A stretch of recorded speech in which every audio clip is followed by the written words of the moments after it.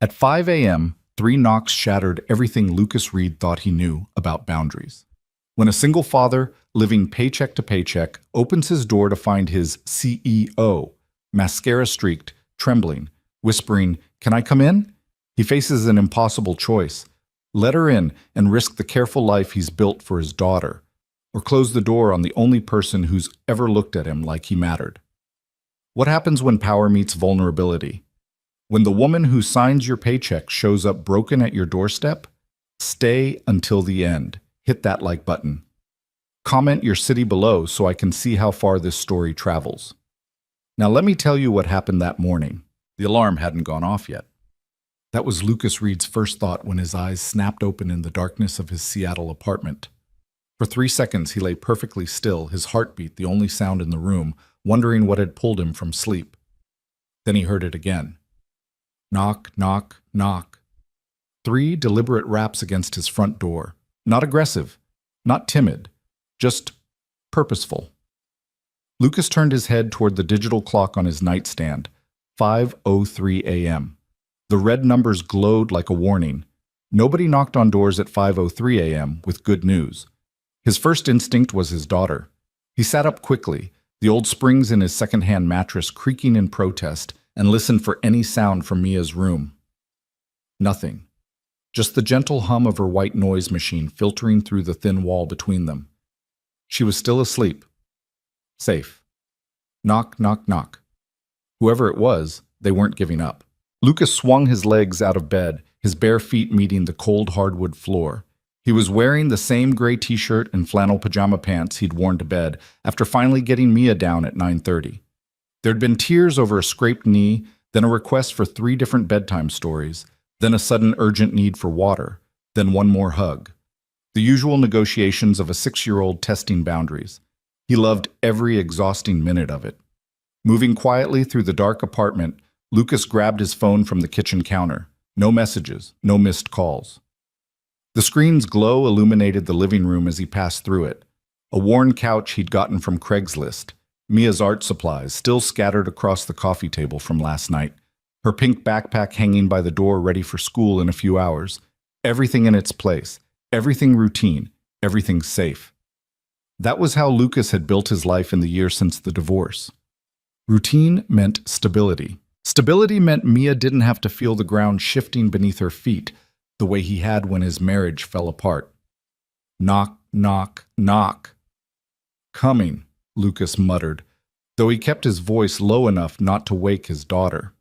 He checked the peephole first, a habit born from too many true crime podcasts during late-night feedings when Mia was a baby. What he saw made absolutely no sense. Claire Vaughn stood in his hallway. Lucas blinked, stepped back, looked again.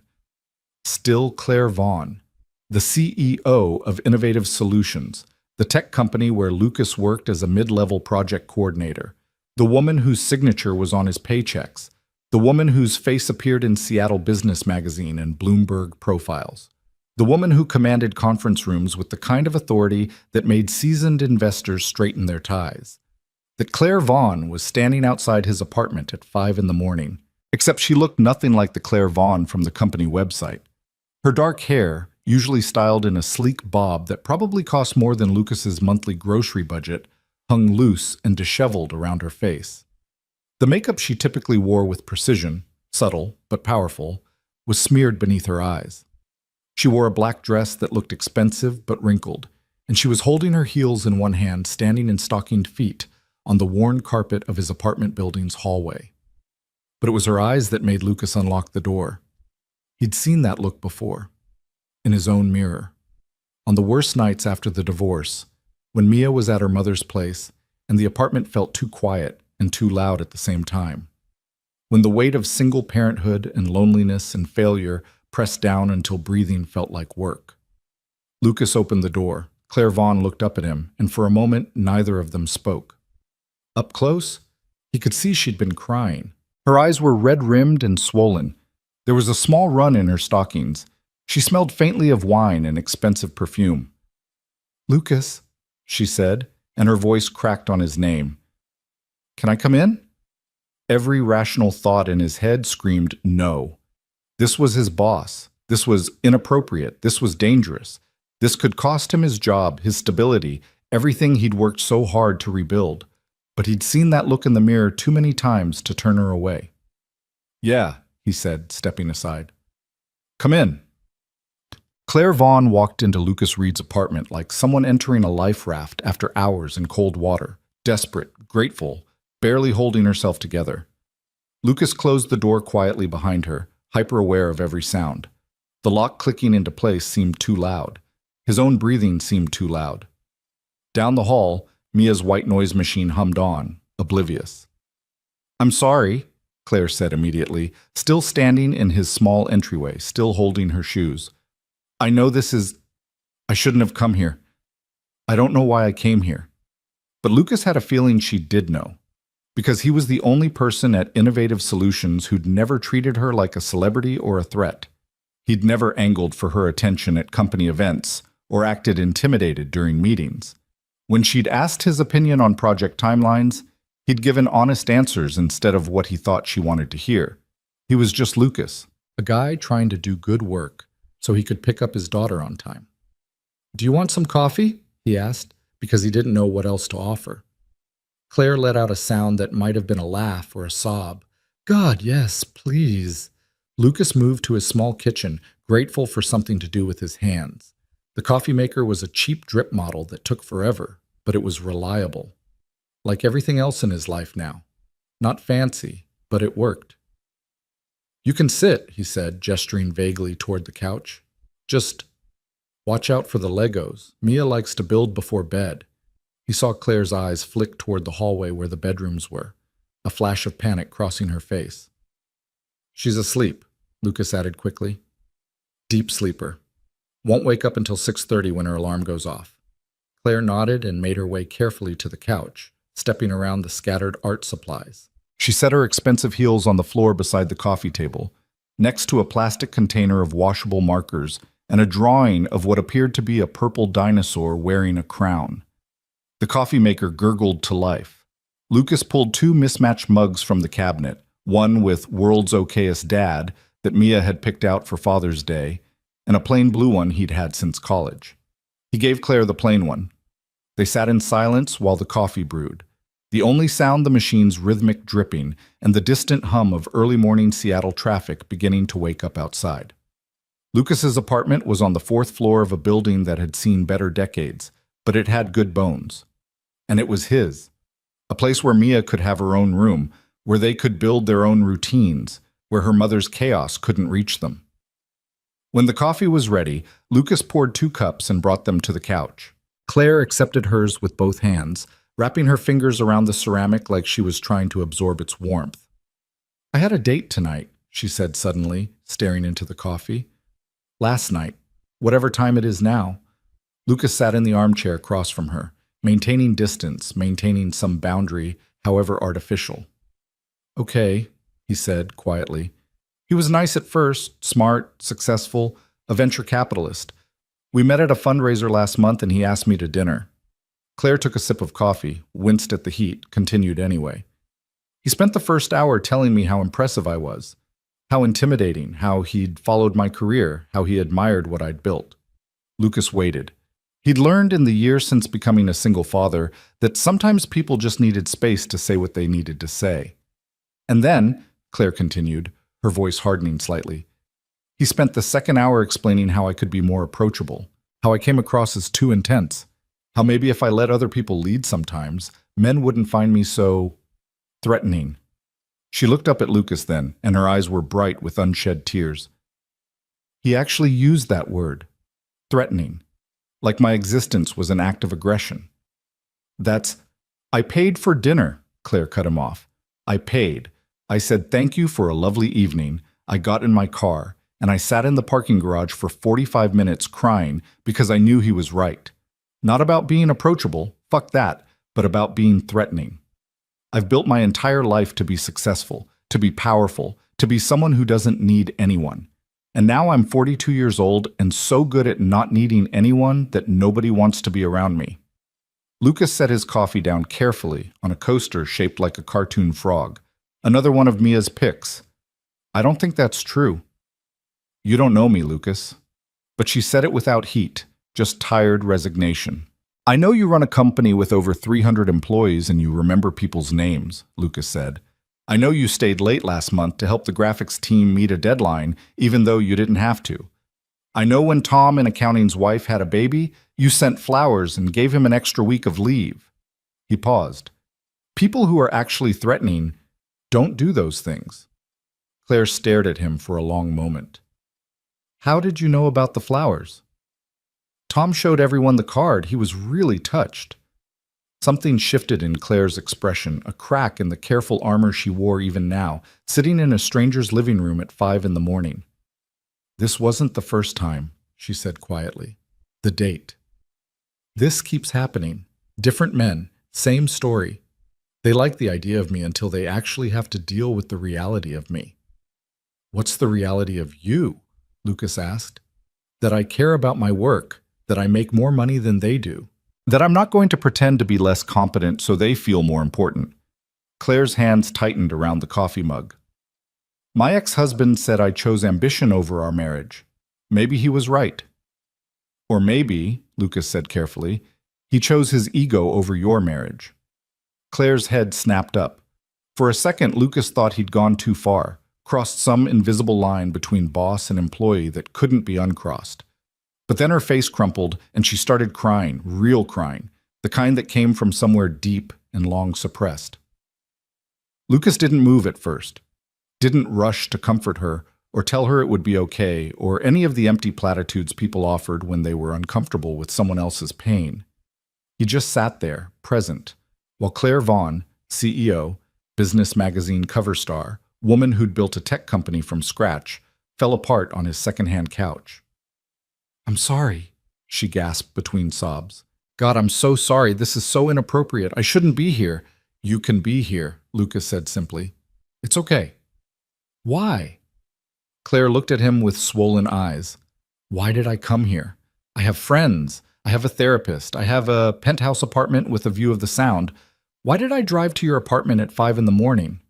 Lucas thought about the answer for a moment. When he spoke, he kept his voice gentle but honest. Because I'm the only person at work who sees you as a person first. The words landed like a stone in still water, ripples spreading outward in the silence that followed. Claire wiped at her face with the back of her hand, smearing what remained of her makeup. That's sad, isn't it? That I had to come to someone who barely knows me just to feel human. I don't think it's sad, Lucas said.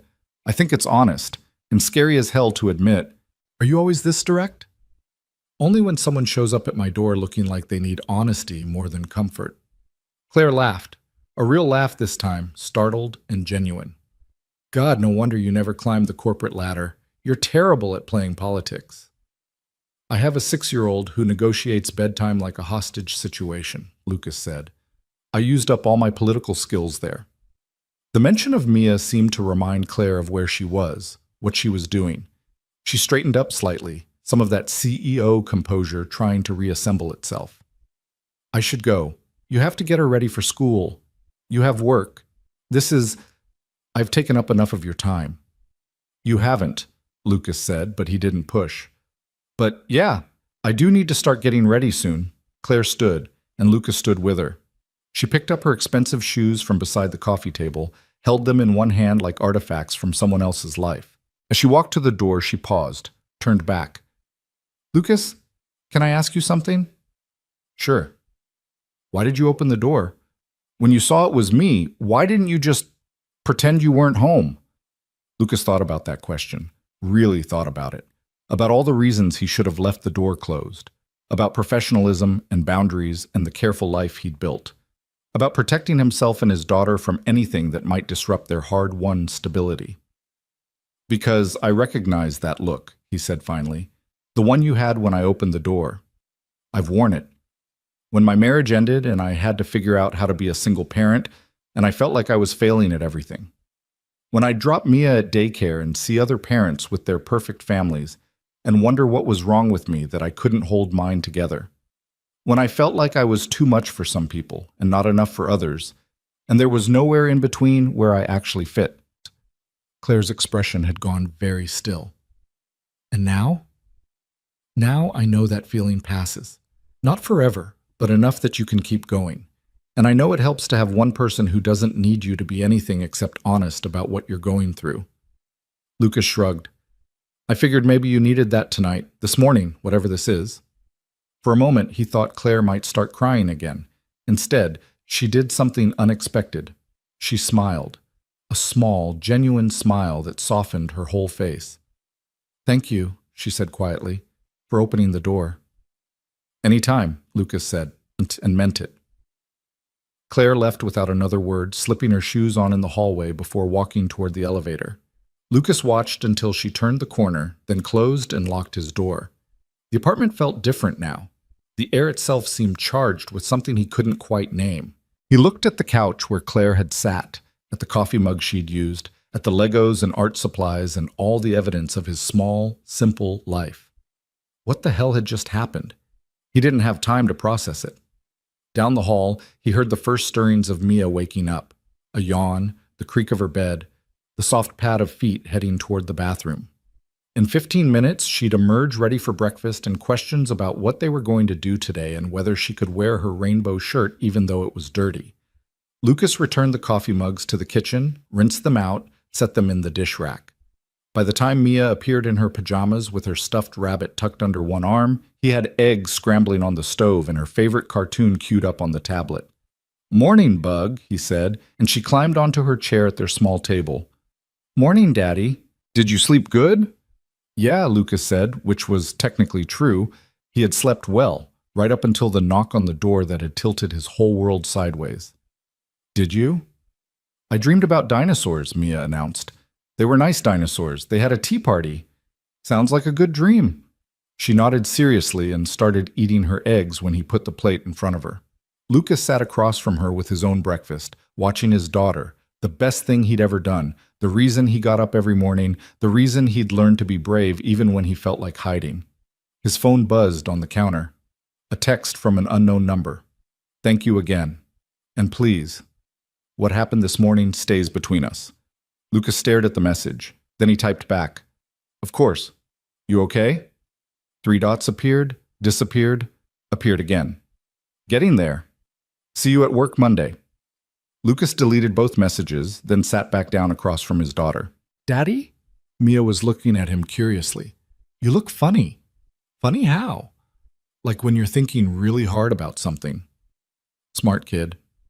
Too smart sometimes. Just thinking about work stuff, he said, which was both true and wildly insufficient to describe what was actually happening in his head. Mia accepted this with a shrug and went back to her eggs. Lucas watched her eat, watched the morning sunlight start filtering through their east-facing window, watched their normal routine unfold exactly as it did every other morning. Except nothing felt normal anymore. Because somewhere in Seattle, Claire Vaughn was driving back to her penthouse apartment, and Lucas Reed was sitting at his kitchen table, and between them was something that hadn't existed 12 hours ago. He didn't have a name for it yet. Didn't know if it would matter come Monday morning when they were back in their respective roles, boss and employee, power and powerless. But he knew one thing with absolute certainty.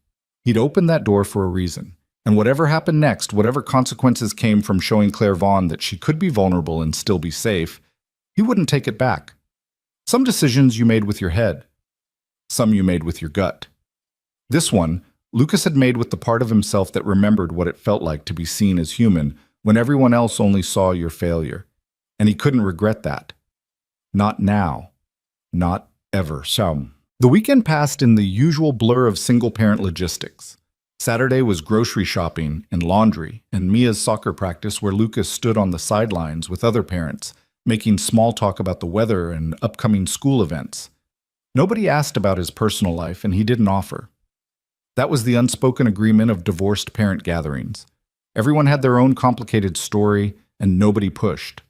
Sunday was meal prep for the week, and cleaning the bathroom, and 3 hours at the playground where Mia made friends with a kid named Jake, and they built an elaborate fortress out of wood chips. Lucas sat on a bench, half watching his daughter, half replaying Thursday night in his mind. He hadn't heard from Claire since that text message. Hadn't expected to. Whatever had happened in his apartment existed in some bubble outside normal reality, and Monday would either pop that bubble or prove it had substance. He wasn't sure which outcome scared him more. Sunday night, after Mia was asleep, Lucas did something he rarely allowed himself. He Googled Claire Vaughn. The search results were extensive.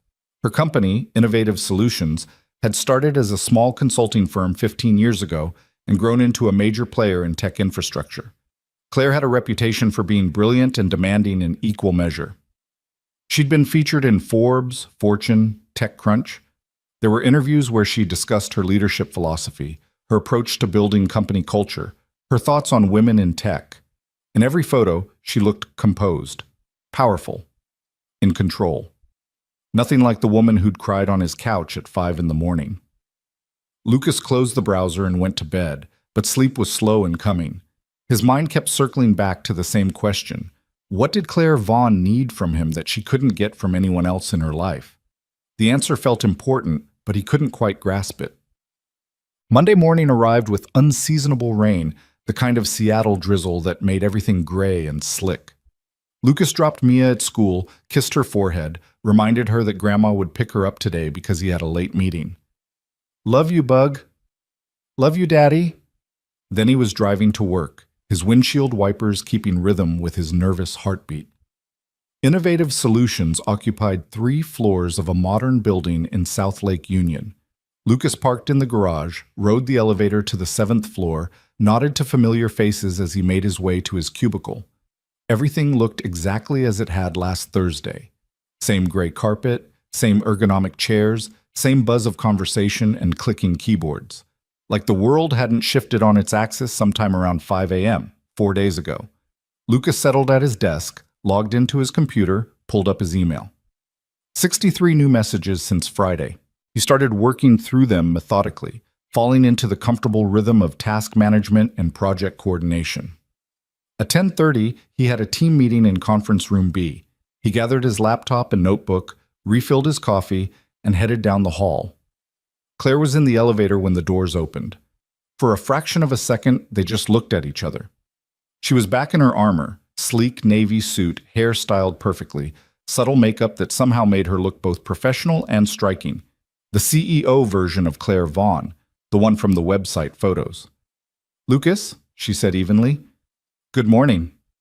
"Morning," he replied, stepping into the elevator. 2 other people got in behind him, Jenny from marketing and someone from the legal department he'd seen around but never spoke to. The doors closed. They rode up in silence. Claire got off on the 9th floor, executive territory. She didn't look back. Lucas continued to 8, went to his meeting, participated in discussions about timeline adjustments and resource allocation. Normal work. Normal Monday. Except his phone buzzed halfway through the meeting with a calendar invitation. Brief check-in. Conference Room A, 2 p.m., Claire Vaughn. Just him, just her. Just a brief check-in that could mean absolutely anything. Lucas accepted the invitation and tried to focus on the rest of his meeting. At 1:58 p.m., Lucas stood outside Conference Room A on the 9th floor, wondering if he was about to be fired. It would make sense. Clean break. Remove the complication before it became a problem. He'd probably get a decent severance package. Claire wasn't cruel, just practical. And he'd find another job eventually. Seattle was full of tech companies. It would be fine. Except it wouldn't be fine because Mia's health insurance came through this job, and the rent was already tight, and starting over meant instability, and instability was the enemy of everything he'd worked to build. The door opened. Claire stood there looking every inch the CEO. "Come in," she said. The conference room was small, clearly designed for private conversations rather than large meetings. Windows overlooked the city, gray and wet under low clouds. Claire closed the door behind Lucas and gestured to one of the chairs around a small table. They sat across from each other. "I owe you an apology," Claire said without preamble. "What I did Thursday night was completely inappropriate. I put you in an impossible position, and I'm sorry." Lucas had prepared for a lot of possibilities, but not for this. "You don't need to apologize," he said carefully. "I do, though. You're an employee. I'm the CEO. I showed up at your home in the middle of the night without any warning and made you responsible for my emotional crisis." She looked directly at him, and her eyes were the same green-gray they'd been in his apartment, but steadier now. "That wasn't fair to you. I could have not answered the door. You shouldn't have had to make that choice. They sat in silence for a moment. Rain pattered against the windows. Somewhere down the hall, someone's phone was ringing. Is that all? Lucas finally asked. The check-in? Claire's expression shifted, just slightly, but enough for him to see the person beneath the CEO mask. No, she said quietly. I also wanted to say thank you. What you said about recognizing that look. She paused, choosing her words carefully. Nobody's seen that in me for a long time. Maybe ever. And you didn't have to be kind about it, but you were.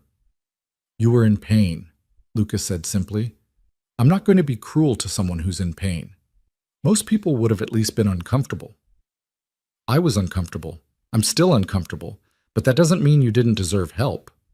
Claire studied him with an intensity that made Lucas want to look away. He didn't. I meant what I said in the text, she continued. This stays between us. It can't... She stopped, started again. I can't have it affect your work or how people perceive you here. If anyone asks, we've never had a conversation outside of professional contexts. Okay, Lucas agreed. And if you ever feel uncomfortable because of what happened, if it affects your ability to work here, I'll write you a recommendation letter that'll get you a job anywhere in this city. I don't want to leave. But if you do, I won't. Lucas kept his voice steady. What happened Thursday was between two people having a hard time. That doesn't change anything about this. He gestured vaguely at the conference room, the company, the professional distance between them. Claire nodded slowly. Okay. Another silence. This one different, less tense, more uncertain, like they were both waiting for the other person to define what happened next. Can I ask you something? Lucas said. Of course. Are you okay? Really okay. Not just work okay. Claire's smile was small but genuine. I'm working on it. Therapy appointment scheduled, wine consumption reduced, boundaries with dating established, specifically not doing it for a while. Sounds healthy. Sounds lonely, she corrected, but probably necessary. She stood, signaling the meeting was ending. Thank you again, Lucas, for everything. Lucas stood too. They shook hands, formal, professional, exactly what you'd expect between an employee and CEO after a brief check-in. Except when their hands touched, something electric passed between them. Just for a second, just enough for both of them to feel it. Claire pulled her hand back first. I'll let you get back to work. Right. Yeah. Thanks for the... Lucas gestured vaguely at the room. Meeting. He left quickly, taking the stairs instead of waiting for the elevator, needing the physical activity to work off whatever energy was coursing through him.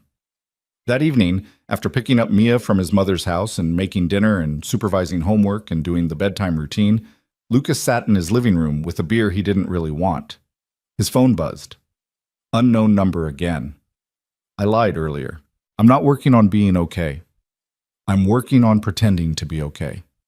There's a difference. C.V. Lucas stared at the message. Typed, deleted, typed again. Pretending is a start. Eventually it becomes real, trust me. 3 dots. Then, how long did it take you? After your divorce? Lucas thought about that question, about the first 6 months when he'd felt like he was drowning. About the slow, painful climb back to something resembling functionality. About the moment, maybe 9 months in, when he'd realized he'd gone a whole day without feeling like a failure. About a year. But I had Mia. She didn't give me a choice about falling apart completely. Lucky you. Lucas smiled at his phone and, yeah, lucky me. You'll get there too. How do you know? Because you're asking the question. That's half the battle.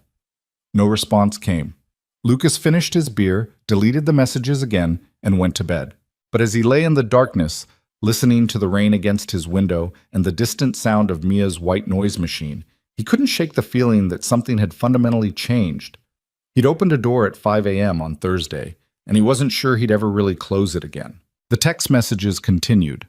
Not every day, not even every week, but often enough that Lucas started recognizing the pattern. Claire would send something late at night, usually after 10, always after Mia was asleep. Never anything inappropriate. just honest in a way that felt like she was talking to the only person who wouldn't judge her for it. Board meeting today. Spent 3 hours defending a decision I made 6 months ago that's already proven successful. Sometimes I think they just like watching me justify myself. CV Lucas would respond when he could, usually brief but genuine. Sounds exhausting. Did you win? Always. But I'm tired of winning feeling like survival. 2 weeks after their conference room meeting, Lucas was walking past Claire's office when he heard raised voices. Her door was partially open, and through the gap he could see her standing behind her desk, facing a man in an expensive suit he recognized as board member Richard Cortland. I'm not asking for your permission, Richard. I'm informing you of the decision. A decision that could cost us millions if it goes wrong. Or make us millions if it goes right, which is why I'm the CEO and you're the board member who shows up 4 times a year to question my judgment. Lucas kept walking, not his business, not his place to intervene. But that night, his phone buzzed. Do you ever feel like you have to be the smartest person in every room just to be taken seriously? CV number. But I'm not a woman running a tech company. I get to be mediocre without commentary. You're not mediocre. Lucas stared at that message for a long time before responding. How would you know? I read your project reports. You think 3 steps ahead. You anticipate problems before they happen. You're better at your job than you give yourself credit for. He saved that message. Didn't delete it like the others. Just saved it and read it again before going to sleep. The next morning, there was a company-wide email announcing a major acquisition. Innovative Solutions was buying a smaller competitor, expanding their market share significantly. The email was signed by Claire and included a detailed explanation of the strategic reasoning. Lucas read it twice, impressed by how she'd laid out the logic in terms even the non-business people could understand. This was what she did, saw opportunities others missed, had the courage to act on them, then defended her choices with data and vision. No wonder she was tired. No wonder she showed up at his door at 5 a.m. looking for someone who'd just let her be human. The acquisition news sent the office into controlled chaos. Meetings multiplied, deadlines compressed. Everyone suddenly had opinions about integration strategies and brand positioning. Lucas kept his head down and did his work. But he noticed things. The way Claire moved through the office with renewed energy, like the acquisition had given her something to fight for instead of against. The way she stopped in the break room to answer questions from nervous employees. The way she somehow remembered that Tom in accounting's baby had started sleeping through the night and asked him about it. She was good at this. Not just the business part, the people part too. 3 days after the acquisition announcement, Lucas got another calendar invitation. Acquisition Task Force meeting, Conference Room C. Friday, 3 p.m., 20 people were invited. Lucas was one of them. He showed up 5 minutes early with his laptop and a notebook, expecting to take notes and maybe contribute if asked. The room filled quickly, senior project managers, department heads, a few people from legal and finance. Claire arrived exactly at 3, carrying a tablet and wearing a gray suit that probably cost more than Lucas's car. She looked around the room, made eye contact with several people, including him, then launched directly into the agenda. We have 60 days to integrate Porter Tech's operations into ours. That's not a lot of time, which is why you're all here. You're the best at what you do, and I need that expertise to make this work. For the next 90 minutes, Claire facilitated a discussion that was equal parts strategic planning and problem-solving workshop. She asked pointed questions, challenged assumptions, and somehow made everyone feel like their input mattered while maintaining clear authority over the final decisions. Lucas found himself contributing more than he'd expected. When the conversation turned to timeline coordination across multiple departments, he suggested a framework he'd used on a smaller project. Claire listened, asked 2 clarifying questions, then adopted it on the spot. That's exactly what we need. Lucas, can you flesh that out into a full proposal by Monday? Sure, he said, trying to sound casual while internally panicking about the weekend he'd just lost. After the meeting ended and people filed out, Claire caught his eye. Just for a second. Just long enough for a small nod that might have meant thank you or might have meant something else entirely. That night, after Mia was asleep, Lucas worked on the proposal. His dining table became a workspace covered in printouts and sticky notes and half-drunk coffee cups. He built out the timeline framework, accounted for dependencies, identified potential bottlenecks, created contingency plans. It was good work, better than good. The kind of work he used to do before the divorce, when he still believed he might climb the corporate ladder, before he'd recalibrated his ambitions around being present for his daughter. He sent the proposal to Claire at 11:30 p.m., then immediately regretted it. Too late. Made him look desperate or like he had no life outside work. His phone buzzed 30 seconds later. This is excellent. Exactly what I needed. Thank you. CV. No problem. Glad it works. Go to sleep, Lucas. You don't have to prove anything. He smiled at his phone in his empty apartment. Neither do you. The three dots appeared and disappeared several times before her response came. Easier said than done. Yeah, I know. Lucas did go to sleep after that, but not before reading through their message thread one more time, trying to understand what was happening between them.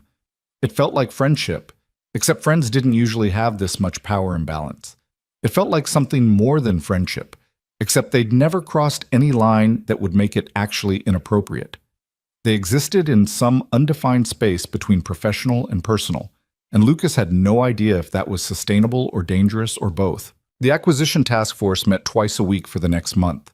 Lucas found himself in more meetings than ever, contributing more ideas than ever, working longer hours than he had since Mia was born. His mother picked up his daughter from school 3 days a week now. The guilt gnawed at him, but Mia seemed happy enough with the arrangement, and the extra visibility at work meant a raise might be possible in the next review cycle. He needed that raise. Mia was outgrowing everything, and her birthday was coming up, and the car was making a noise that probably meant expensive repairs. During one task force meeting in mid-November, someone raised concerns about employee morale during the transition. Claire turned to Lucas. You're in the trenches with the mid-level staff more than most people in this room. What are you hearing? Every eye turned toward him. Lucas felt the weight of the moment, the chance to either build credibility or look like he was talking out of turn. Honestly, people are scared, he said. They're worried about redundancies, about whether their jobs are safe, about whether Porter Tech employees will get preferential treatment. The official messaging says nobody's getting laid off, but people don't always believe official messaging. One of the senior VPs started to object, but Claire held up a hand. He's right. We need to do better on internal communication. Tom, can you work with HR to schedule department-level town halls, give people a chance to ask questions directly? She looked back at Lucas. What else? Transparency about the integration timeline would help. Right now it feels like decisions are being made behind closed doors. Even just sharing the high-level roadmap would give people something concrete to hold on to. Claire nodded, making notes on her tablet. Done. Anything else? Celebrate the wins, even small ones. When a milestone gets hit, acknowledge it publicly. People need to feel like they're part of something successful, not just surviving a corporate merger. The meeting continued, but Lucas felt Claire's attention on him even when she was talking to other people. After everyone else had left, she stayed behind, reviewing something on her tablet while Lucas packed up his laptop. That was good feedback, she said without looking up. Thank you for being honest. That's what you asked for. Most people tell me what they think I want to hear. I'm not most people. Claire finally looked up, and her expression was unreadable. No, you're not. The moment stretched between them, loaded with something neither of them was naming. Then Claire's phone rang, someone from the board based on her expression when she glanced at the screen. I have to take this, she said. Of course. Lucas left quickly, his heart doing something complicated in his chest. That evening, he picked up Mia from his mother's house. His mom looked tired, which made him feel guilty all over again. Long day? She asked. Yeah, sorry. This acquisition is eating up all my time. You're doing important work, honey. Mia and I are fine. His mother handed over his daughter's backpack. But you look exhausted. Are you taking care of yourself? I'm fine, Mom. You're allowed to have a life outside of work and parenting, you know. When's the last time you went on a date? Lucas thought about Claire sitting on his couch at 5 in the morning, about text messages at midnight, about the way she'd looked at him in the conference room an hour ago. Not really interested in dating right now, he said. His mother gave him a look that suggested she didn't believe him but wasn't going to push. If you say so. On the drive home, Mia chattered about her day, something about a science project and a boy named Marcus who ate glue and her friend Sophia's new backpack. Lucas made appropriate responses while his mind wandered back to work, to Claire, to the growing feeling that he was standing at the edge of something he didn't fully understand. His phone buzzed at a red light. He glanced at it quickly. Question: is it possible to be lonely in a room full of people? CV. The light turned green. Lucas drove, parked in his building's garage, got Mia upstairs, started making dinner. Only after she was eating her chicken nuggets and watching her show did he respond. Yes, especially when those people only see the version of you they need you to be. Exactly. Rough day, bored dinner. 4 hours of small talk and strategic positioning. I'm home now, staring at my view, wondering why I bought a penthouse when there's nobody here to share it with. Lucas hesitated, fingers hovering over his phone. This felt different from their other messages. More vulnerable. More like the woman who'd shown up at his door was breaking through the CEO armor again. For what it's worth, I think you're doing an incredible job with the acquisition. The staff town halls were a good call. People are already feeling better. How do you know? I listen. People talk to me because I'm not management. They trust me. I wish I had that. You have other things, like the ability to make decisions that actually change people's lives, like vision, like courage. Several minutes passed before her response came. I'm sitting on my balcony right now, looking at the city lights and thinking about how different my life looks from inside it versus outside it. From out there, I'm successful. From in here, I'm just tired. Lucas glanced toward Mia, still absorbed in her show. He moved to the kitchen where he could type without her seeing. Success and happiness aren't the same thing.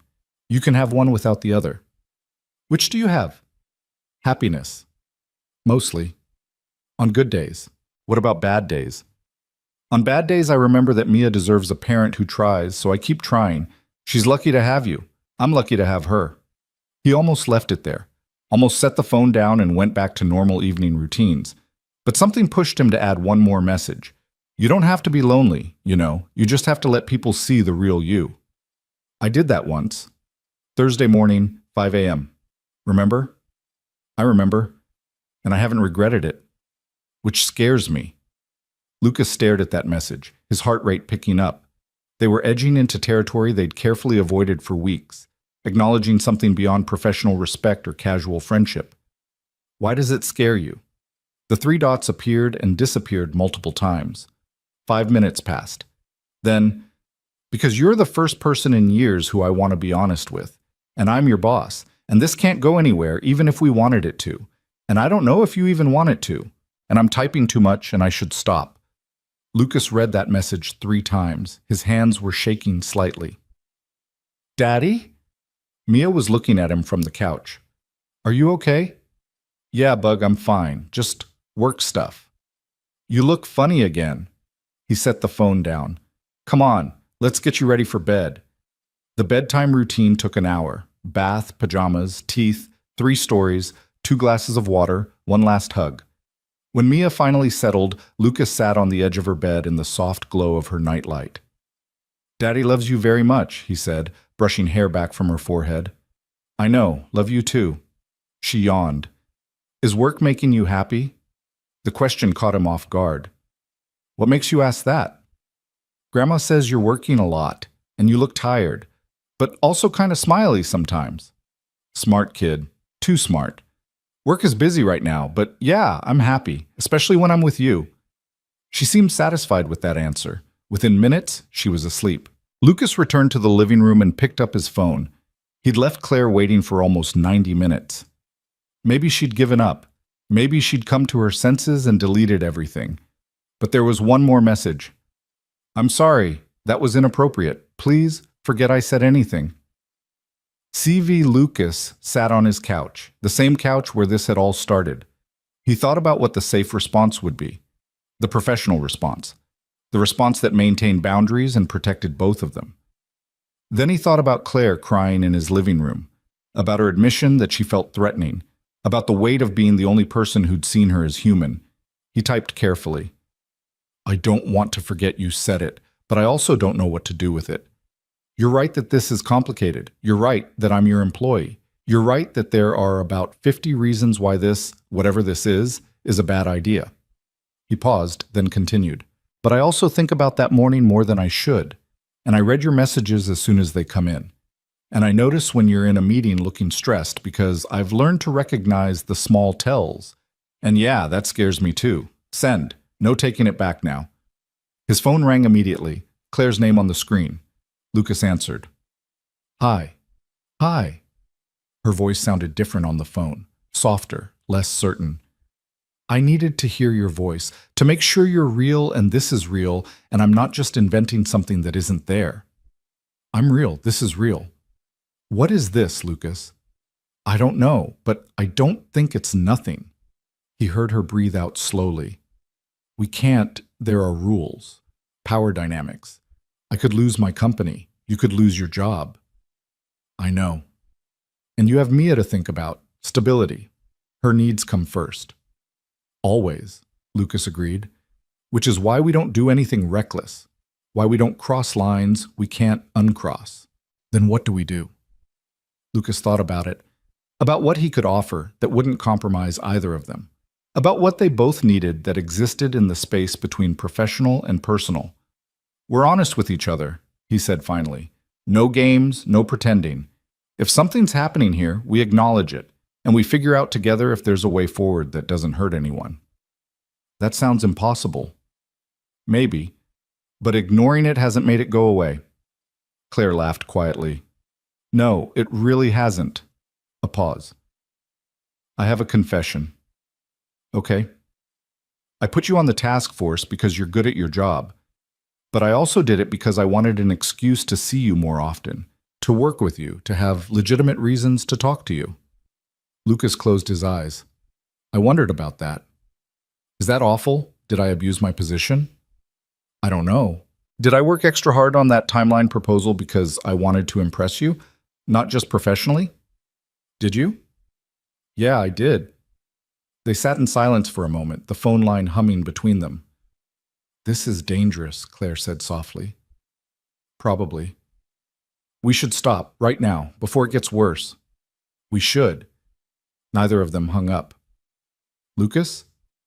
Yeah? Thank you for answering the door that morning, for treating me like a person, for being honest even when it would be easier to lie. Thank you for trusting me with the truth. I should let you go. You probably have a million things to do. Just dishes, they can wait. He could hear the smile in her voice. Good night, Lucas. Good night, Claire. After she hung up, Lucas sat in his quiet apartment for a long time. Outside, Seattle's rain had started again, gentle against the windows. Down the hall, Mia slept peacefully, unaware that her father's carefully ordered life was tilting sideways. He should be terrified, should be planning his exit strategy, should be protecting himself and his daughter from the fallout of whatever this was becoming. Instead, he felt more alive than he had in years. His phone buzzed one more time. We're going to have to be so careful. CV, I know. I don't want to hurt you, or Mia, or anyone. Then we'll be careful. We'll go slow. We'll do this right. Is there a right way to do this? Lucas thought about that question, about the impossibility of what they were considering, about all the ways it could go wrong. I don't know, but I'd rather try and fail than wonder what if. Me too. So what now? Now we sleep. And tomorrow we're professional, and we figure out the rest as we go. That's not much of a plan. It's all I've got. Then I guess we're improvising. Looks that way. One final message from Claire before the night ended. I'm glad you answered the door. Lucas smiled at his phone in the darkness. Me too. He deleted the messages, as always, but the feeling they left behind stayed with him through the night and into the morning. When Mia woke up asking about breakfast, when he dropped her at school, when he drove to work and parked and rode the elevator up to 7, the knowledge of what existed between him and Claire hummed beneath everything. They were standing at the edge of something neither could fully control. The smart thing would be to step back. The safe thing would be to maintain distance. But Lucas Reed had opened his door at 5 in the morning to a woman who needed to be seen as human, and that single decision had set something in motion that couldn't be stopped. All they could do now was hold on and hope they didn't crash. The next 6 weeks were an exercise in discipline and restraint that tested Lucas in ways he hadn't anticipated. At work, he and Claire were scrupulously professional. In meetings, she addressed him the same way she addressed everyone else. In the hallways, they exchanged polite nods and nothing more. To anyone watching, they were exactly what they were supposed to be, CEO and employee. Nothing unusual, nothing to question. But late at night, after Mia was asleep and the apartment was quiet, his phone would buzz with messages that made his heart race. They talked about everything. Claire told him about growing up as the only daughter of parents who expected perfection, about building her company from nothing while people told her she'd fail, about the loneliness of being the smartest person in most rooms, but never being able to show vulnerability without it being weaponized. Lucas told her about his marriage falling apart because his ex-wife wanted a different life than the one they'd built, about the terror of those first months as a single father when he didn't know if he was doing anything right, about loving his daughter so fiercely it sometimes scared him. They were careful, always careful, never meeting outside of work contexts, never touching beyond the occasional accidental brush of hands when reaching for the same document, never letting anyone see that something had shifted between them. But it had shifted, and Lucas felt it every single day. The acquisition was consuming the company. Porter Tech's integration was proving more complicated than anticipated, with technical challenges and cultural clashes that required constant attention. Claire was in the office 12 hours a day, sometimes more. Lucas saw the exhaustion creeping into her face during meetings, the way she rubbed her temples when she thought nobody was looking. During one particularly brutal task force session in early December, they were debating a technical integration issue that had no good solution. Tempers were running high. People were talking over each other. Claire was trying to moderate, but even her authority was being tested by the frustration in the room. Lucas had been quiet for most of the meeting, listening, processing. But when one of the senior engineers started dismissing concerns from the Porter Tech team, he spoke up. "That's not going to work," he said, cutting through the argument. "You're treating this like Porter Tech needs to conform to our systems, but their workflow actually has advantages we should be adopting. If we're too rigid, we'll lose the people who made Porter Tech valuable in the first place." The senior engineer bristled. "And who are you to make that assessment?" "Someone who's been coordinating between both teams for 6 weeks and actually listening to what people are saying instead of assuming we have all the answers." The room went silent. Lucas felt everyone's eyes on him, including Claire's. He'd just challenged a senior engineer in front of the CEO. It was either career suicide or the boldest thing he'd done in years. Claire leaned forward slightly. "Lucas, explain what you're proposing." So he did. He laid out a hybrid approach that incorporated the best of both systems, acknowledged the valid concerns on both sides, and provided a realistic timeline for implementation. He spoke for maybe 5 minutes, and when he finished, the room was still quiet. "That could work," the senior engineer admitted grudgingly. Claire nodded. "Then that's what we'll do. Lucas, can you draft a formal proposal by Friday?" "Yes."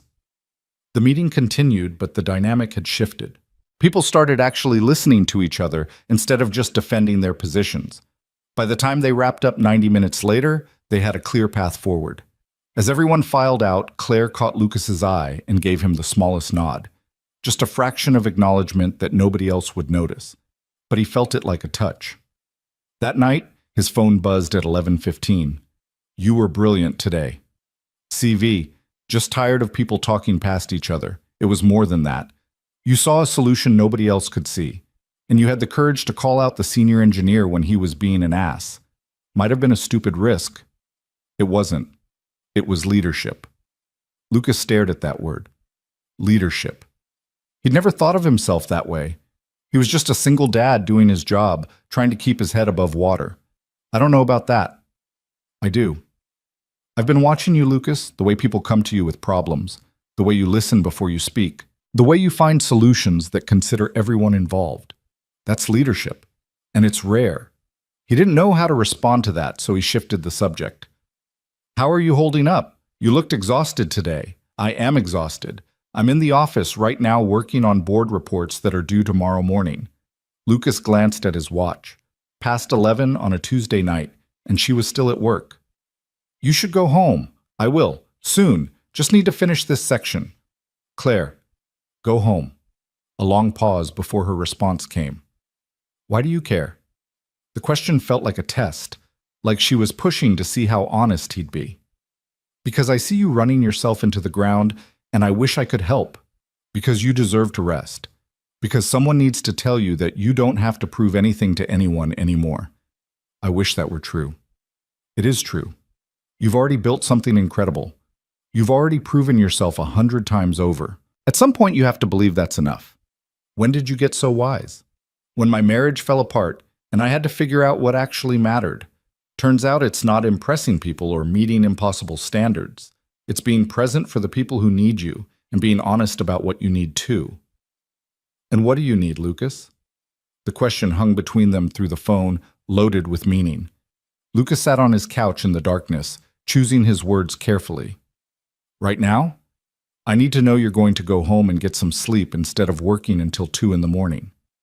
That's what you need? That's part of it. What's the rest?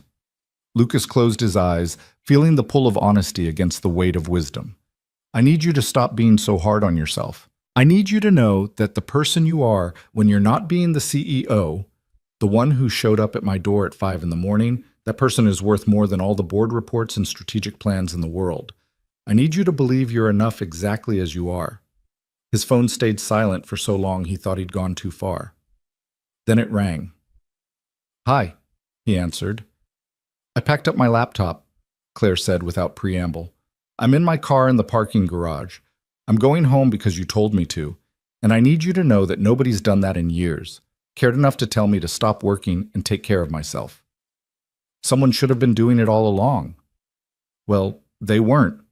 It was just me, pushing harder, working longer, trying to be indispensable so nobody could question whether I deserved to be here. Her voice cracked slightly. Do you know how exhausting that is? No, but I can imagine. I'm so tired, Lucas. Not just physically. I'm tired of having to be invincible. I'm tired of people only seeing the success and not the cost. I'm tired of going home to an empty apartment and wondering if this is all there is. Lucas heard the pain beneath her words, the same pain that had driven her to his door weeks ago. Where are you right now? Exactly.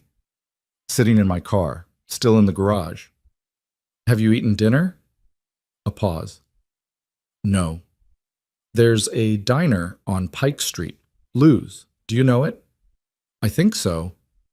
Meet me there in 20 minutes. I'll buy you a burger and terrible coffee, and you can tell me everything that's making you tired. Not as your employee, just as someone who gives a damn. Lucas, we agreed we'd be careful. We didn't agree to let you suffer alone. Kept his voice gentle but firm. 20 minutes, Pike Street. I'll be in the back booth.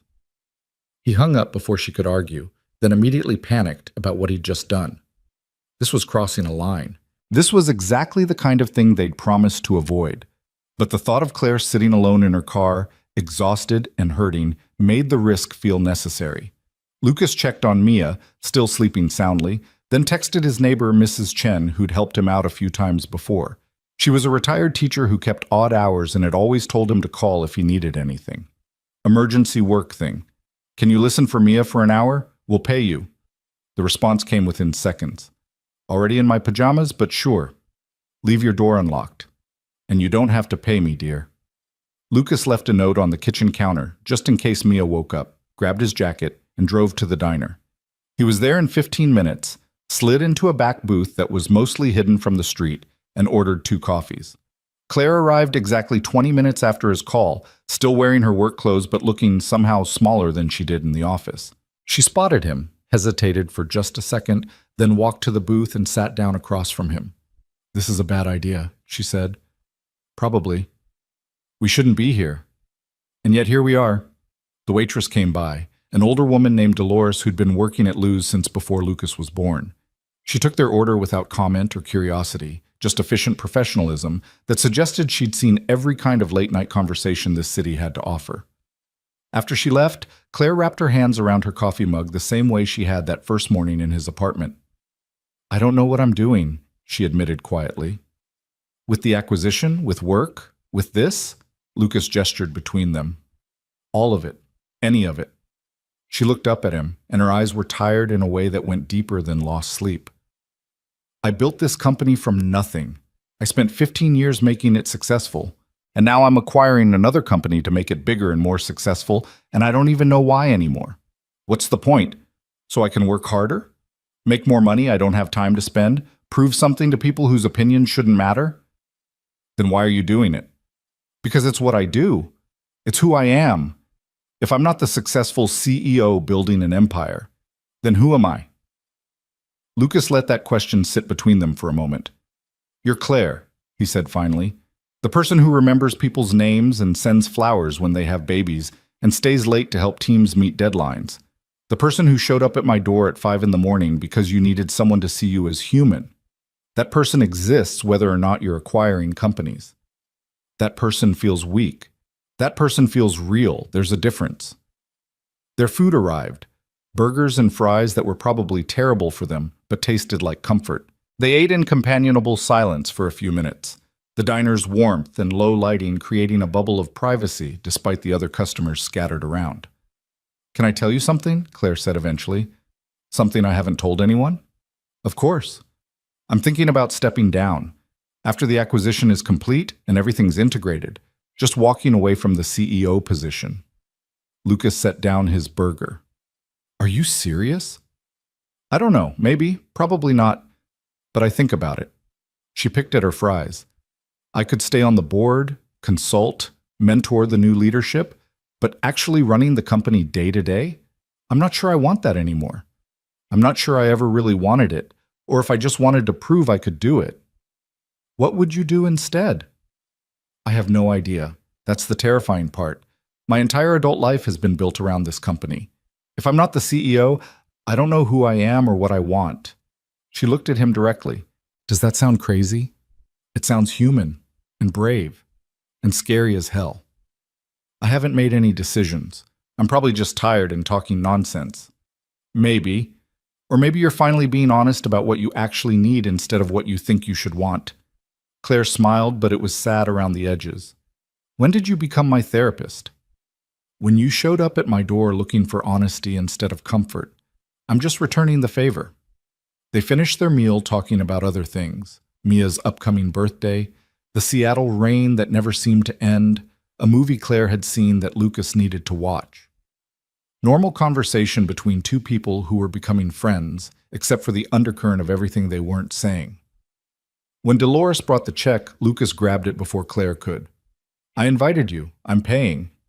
Lucas, I make probably 10 times what you make. Don't care.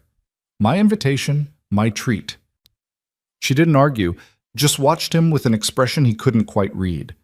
They walked out to the parking lot together, and the cold December air hit them like a wake-up call. Thank you, Claire said, pulling her coat tighter. For calling me. For making me stop working. For listening. Anytime. I mean it. Thank you. She hesitated, then added, what we're doing right now, it feels dangerous. Because it is dangerous. We should stop. Before someone sees us. Before it becomes something we can't take back. We should, Lucas agreed. Neither of them moved.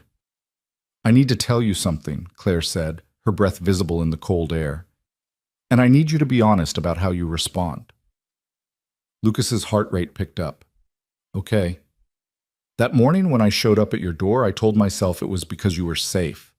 Because you were the one person at work who wouldn't judge me or use my vulnerability against me. And that was true. But it wasn't the whole truth. She looked at him directly. No CEO mask, no armor. The whole truth is that I'd been noticing you for months. The way you listen when people talk. The way you handle stress without taking it out on others. The way you talk about your daughter with such obvious love. I was drawn to you long before that night, and showing up at your apartment wasn't random. I could have called a friend or my therapist or gone home and cried alone. But I came to you because somewhere in my exhausted, heartbroken brain, I wanted an excuse to let you see me. Lucas stood very still, processing what she'd just admitted. And now, Claire continued, I'm here in this parking lot at midnight on a Tuesday because you told me to come. And I came without even thinking about it, because when you're around, I feel like I can breathe. Like I don't have to perform or prove anything. Like I can just be Claire, and that's enough. She took a shaky breath. So I need you to tell me honestly, is this one-sided? Am I reading something into our conversations that isn't really there? Because if I am, I need to know now, before I do something stupid that ruins both of our lives. The question hung in the cold air between them, demanding truth. Lucas thought about lying, about protecting them both with a gentle deflection, about maintaining the careful distance they'd promised to keep. Instead, he told her the truth. "It's not one-sided," he said quietly. "I think about you constantly. I check my phone every 5 minutes hoping you've texted.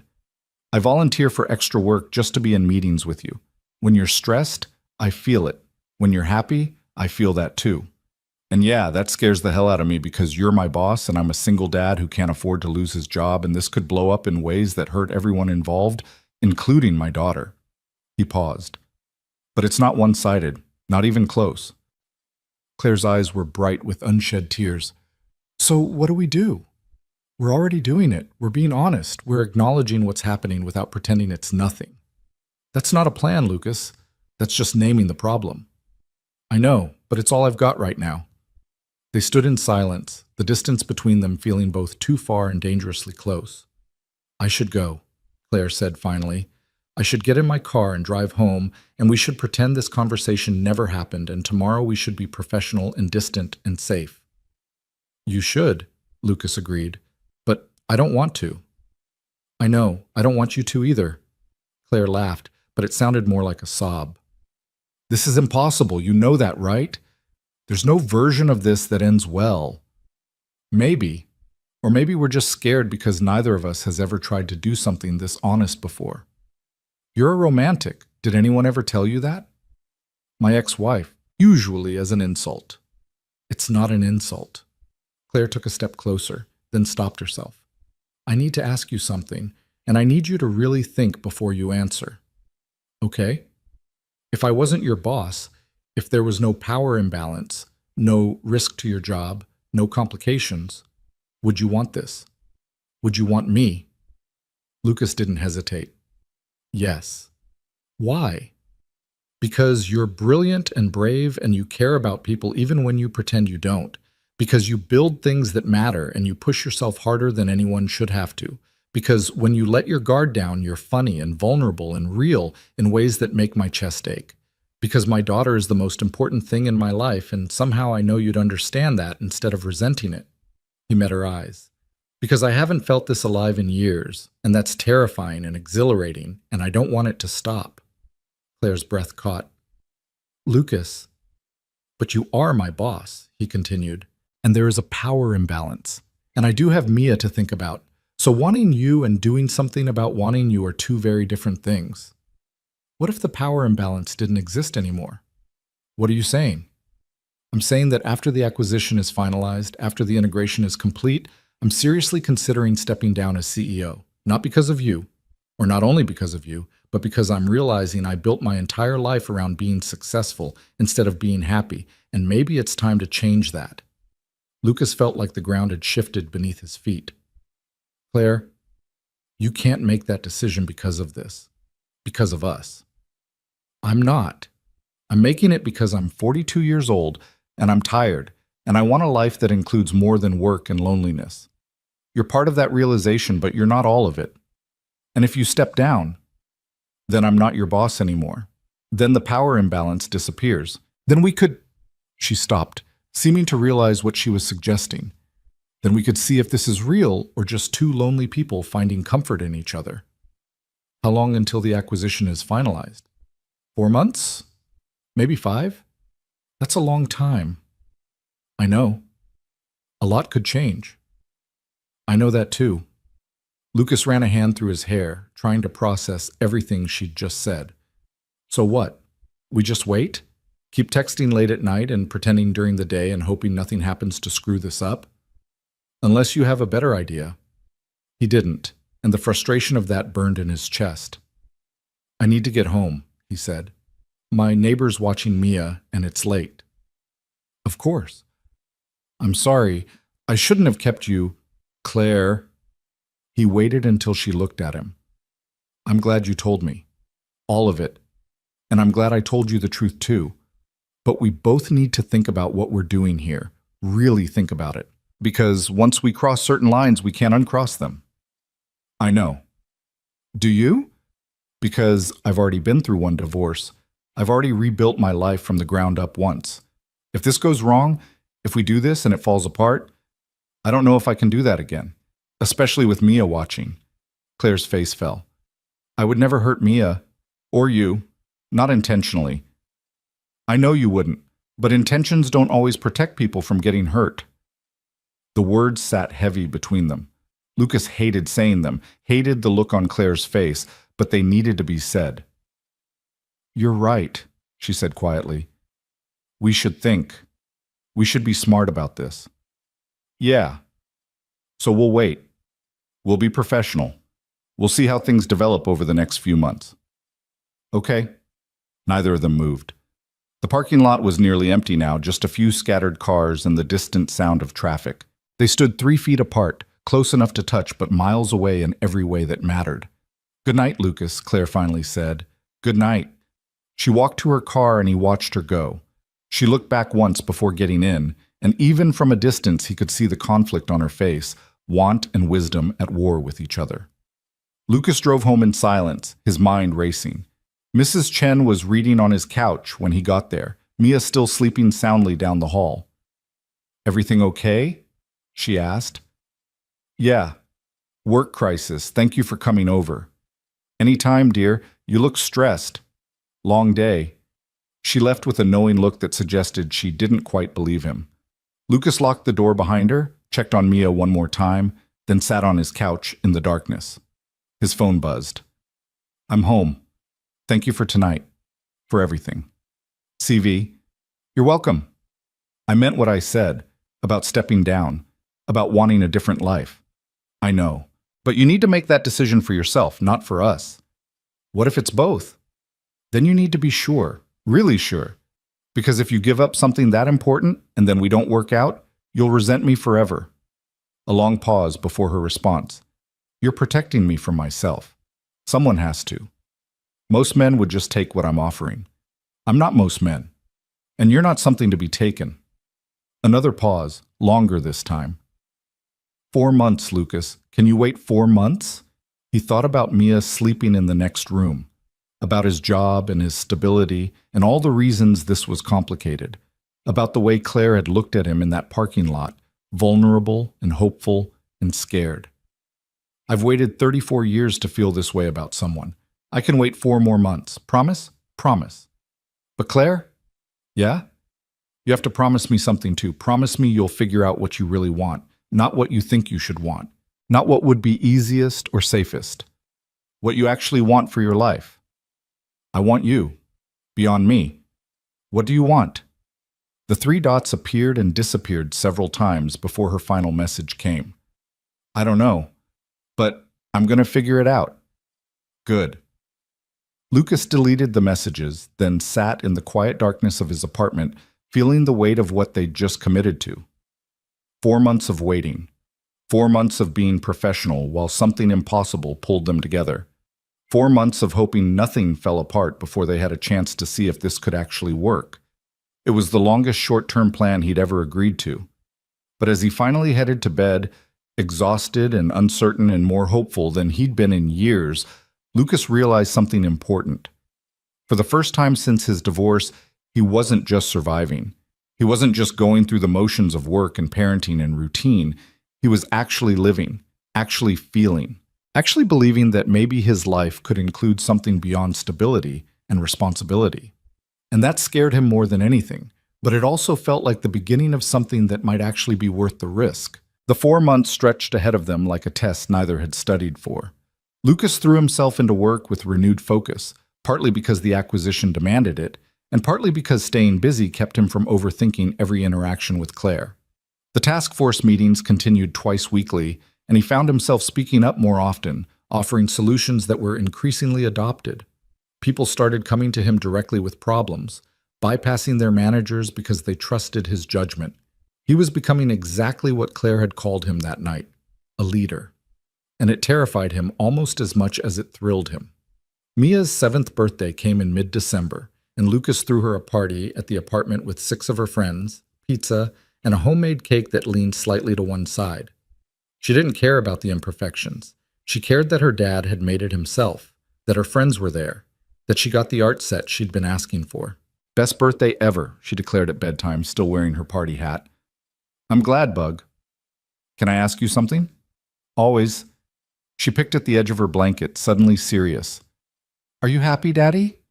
It was the second time she'd asked him that question, and it hit him just as hard. Yeah, sweetheart, I'm happy. You seem different lately, like smiley more. Lucas kissed her forehead.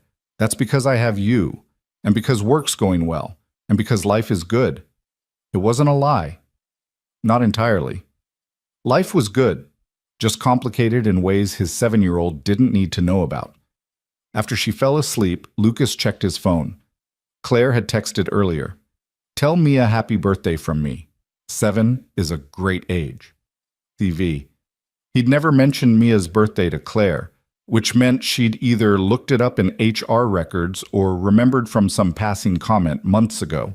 Either way, it touched him more than it probably should. Thank you. She had a good day. Did you make the cake yourself? How did you know?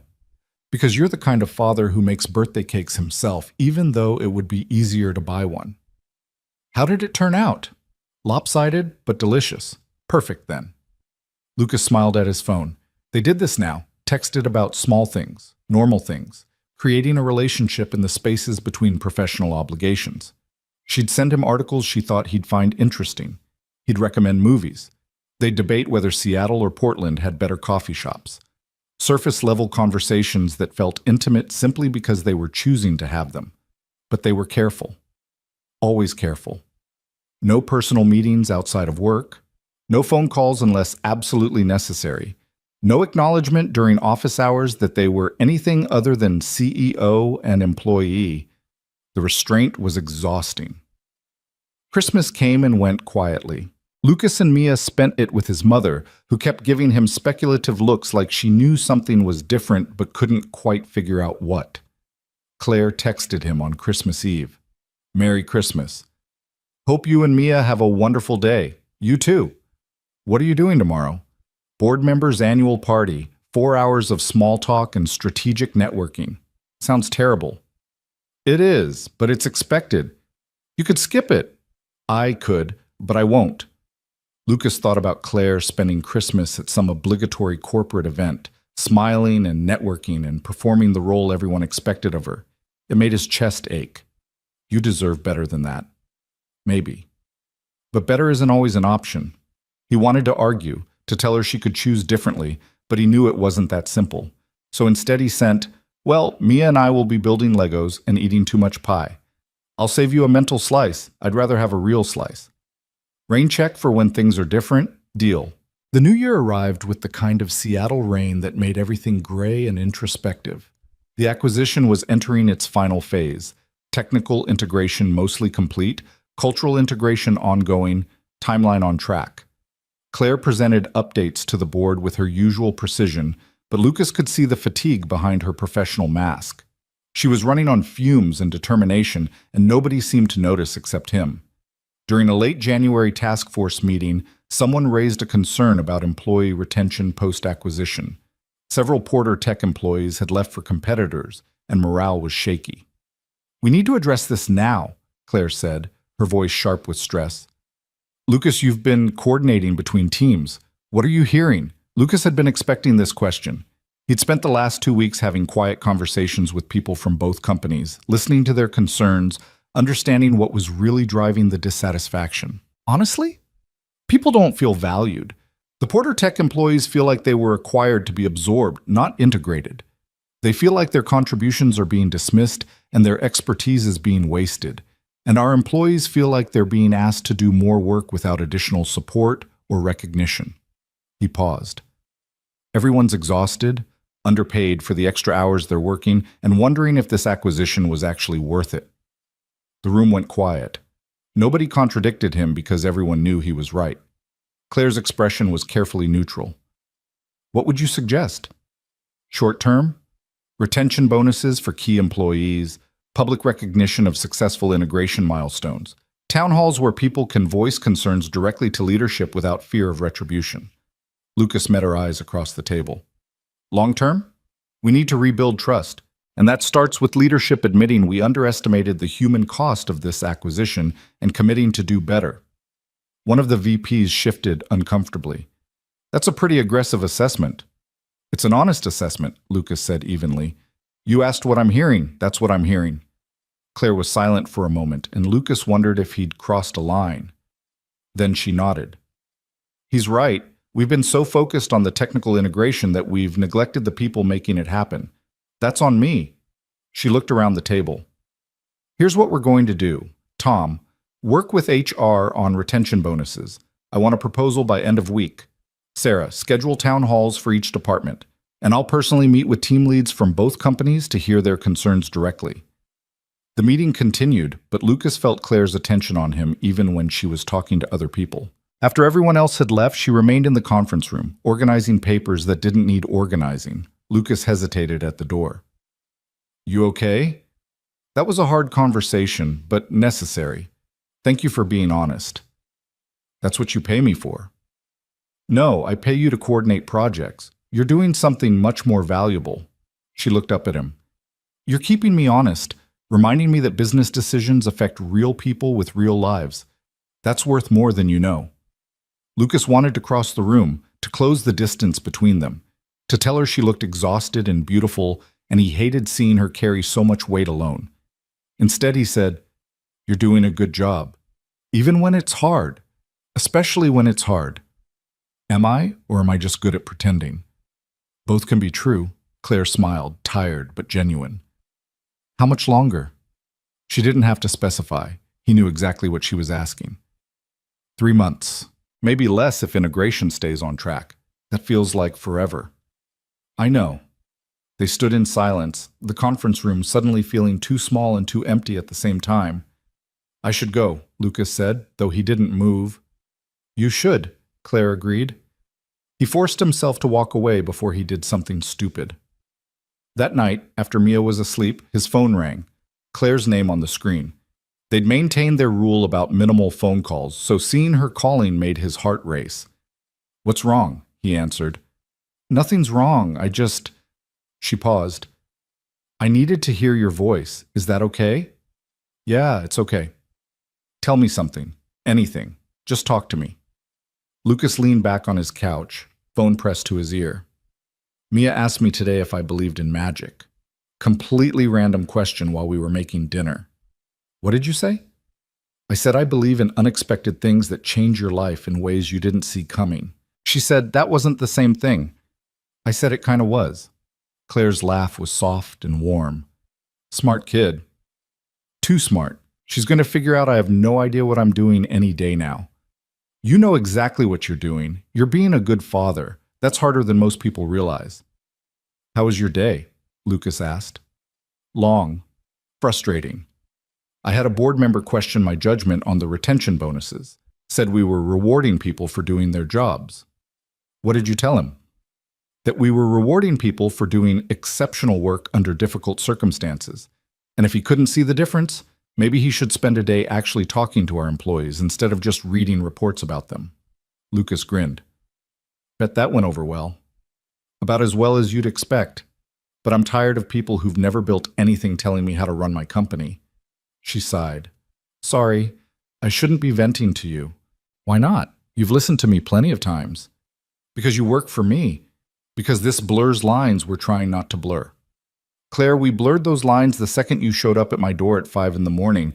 We're just being careful about how blurred they get. Are we being careful? Or are we lying to ourselves about what's already happening? The question hung between them, dangerous and honest.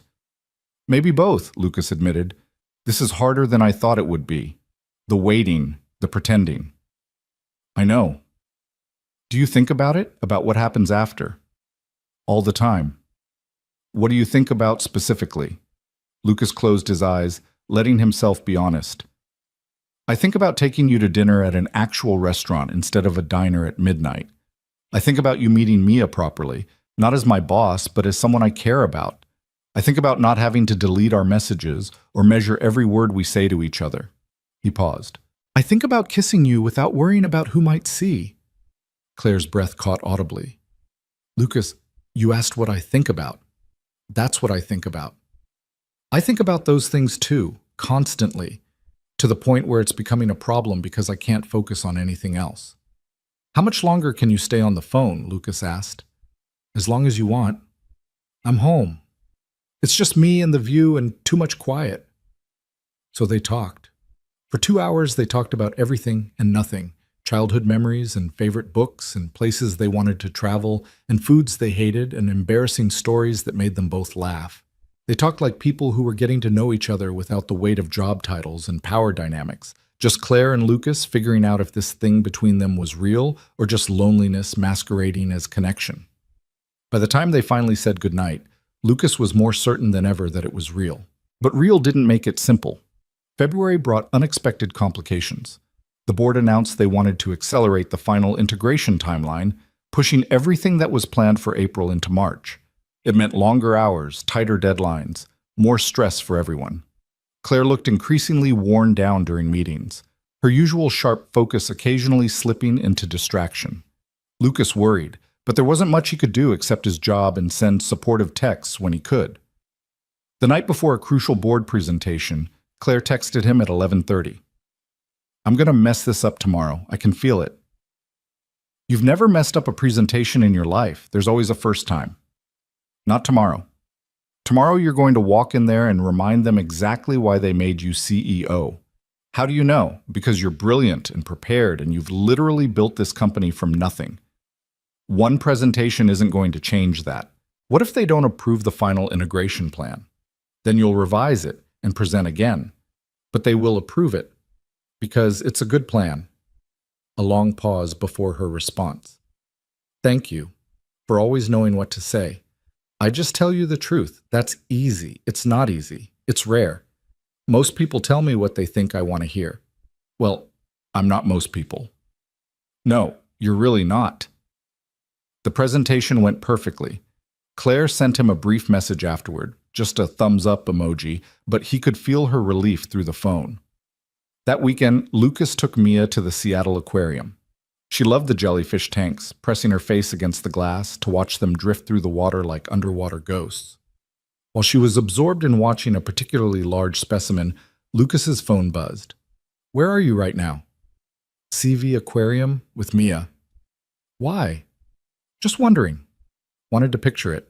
Lucas looked around at the dim lighting, the families wandering between exhibits, his daughter's face illuminated by the tank's blue glow. Mia's mesmerized by jellyfish. I'm standing here realizing I've watched this same tank dozens of times and never really saw how beautiful it was. That's what kids do. Make you see things differently. Yeah. Is she excited about the jellyfish or scared? Both, I think. She keeps saying they're creepy but beautiful. Smart kid. Some things are both. Lucas knew they weren't just talking about jellyfish anymore. Yeah, some things are. Mia turned around then, tugging on his sleeve. Daddy, can we see the otters now? Sure, Bug. He typed one more message. Have to go. Otters are calling. Enjoy. And Lucas? Yeah. Thank you for sharing this, for letting me see little pieces of your life even when I can't be there. Anytime. He slipped his phone back in his pocket and followed Mia to the otter exhibit, but Claire's words stayed with him. She was living in the gaps of his life, collecting small moments like treasures, building a picture of who he was outside the office. And he realized he was doing the same thing with her, gathering the pieces she shared, the vulnerabilities and hopes and fears, assembling a version of Claire Vaughn that nobody else got to see. It was intimate in a way that had nothing to do with physical proximity. Maybe more intimate because of the distance they maintained. March arrived with unexpected sunshine, the kind of Pacific Northwest spring that felt like a promise. The acquisition integration was 90% complete. Final approvals were pending. The finish line was in sight. Claire announced in an all-staff meeting that the integration would be officially complete by March 31st. There would be a company-wide celebration, bonuses for everyone who'd worked on the project, and a return to normal schedules. Everyone cheered. Lucas watched Claire smile at the applause, saw the relief in her shoulders, and felt something shift in his chest. This was almost over. The waiting was almost done. After the meeting, as people filed out celebrating, Claire's assistant approached Lucas. Claire would like to see you in her office when you have a moment. Lucas's heart hammered. Sure. Now? Now would be good. He followed the assistant to the 9th floor, to Claire's corner office with its wall of windows overlooking the city. She was standing at those windows when he entered, her back to the door. Close it, please, she said without turning around. Lucas closed the door. They were alone, separated by her large desk and years of professional distance and about 15 feet of expensive carpet. You wanted to see me? Claire turned to face him. She looked different somehow, lighter, like a weight had lifted. The board approved everything this morning. The acquisition is official. Integration will be complete in 3 weeks. That's great, congratulations. I told them I'm stepping down as CEO effective April 15th. The words hit Lucas like a physical force. You what? I'm stepping down. I'll stay on the board and consult during the transition, but I'm done being CEO. She moved closer to him, closing some of the distance. I told them I've built this company as far as I can take it, and now it needs fresh leadership to take it further.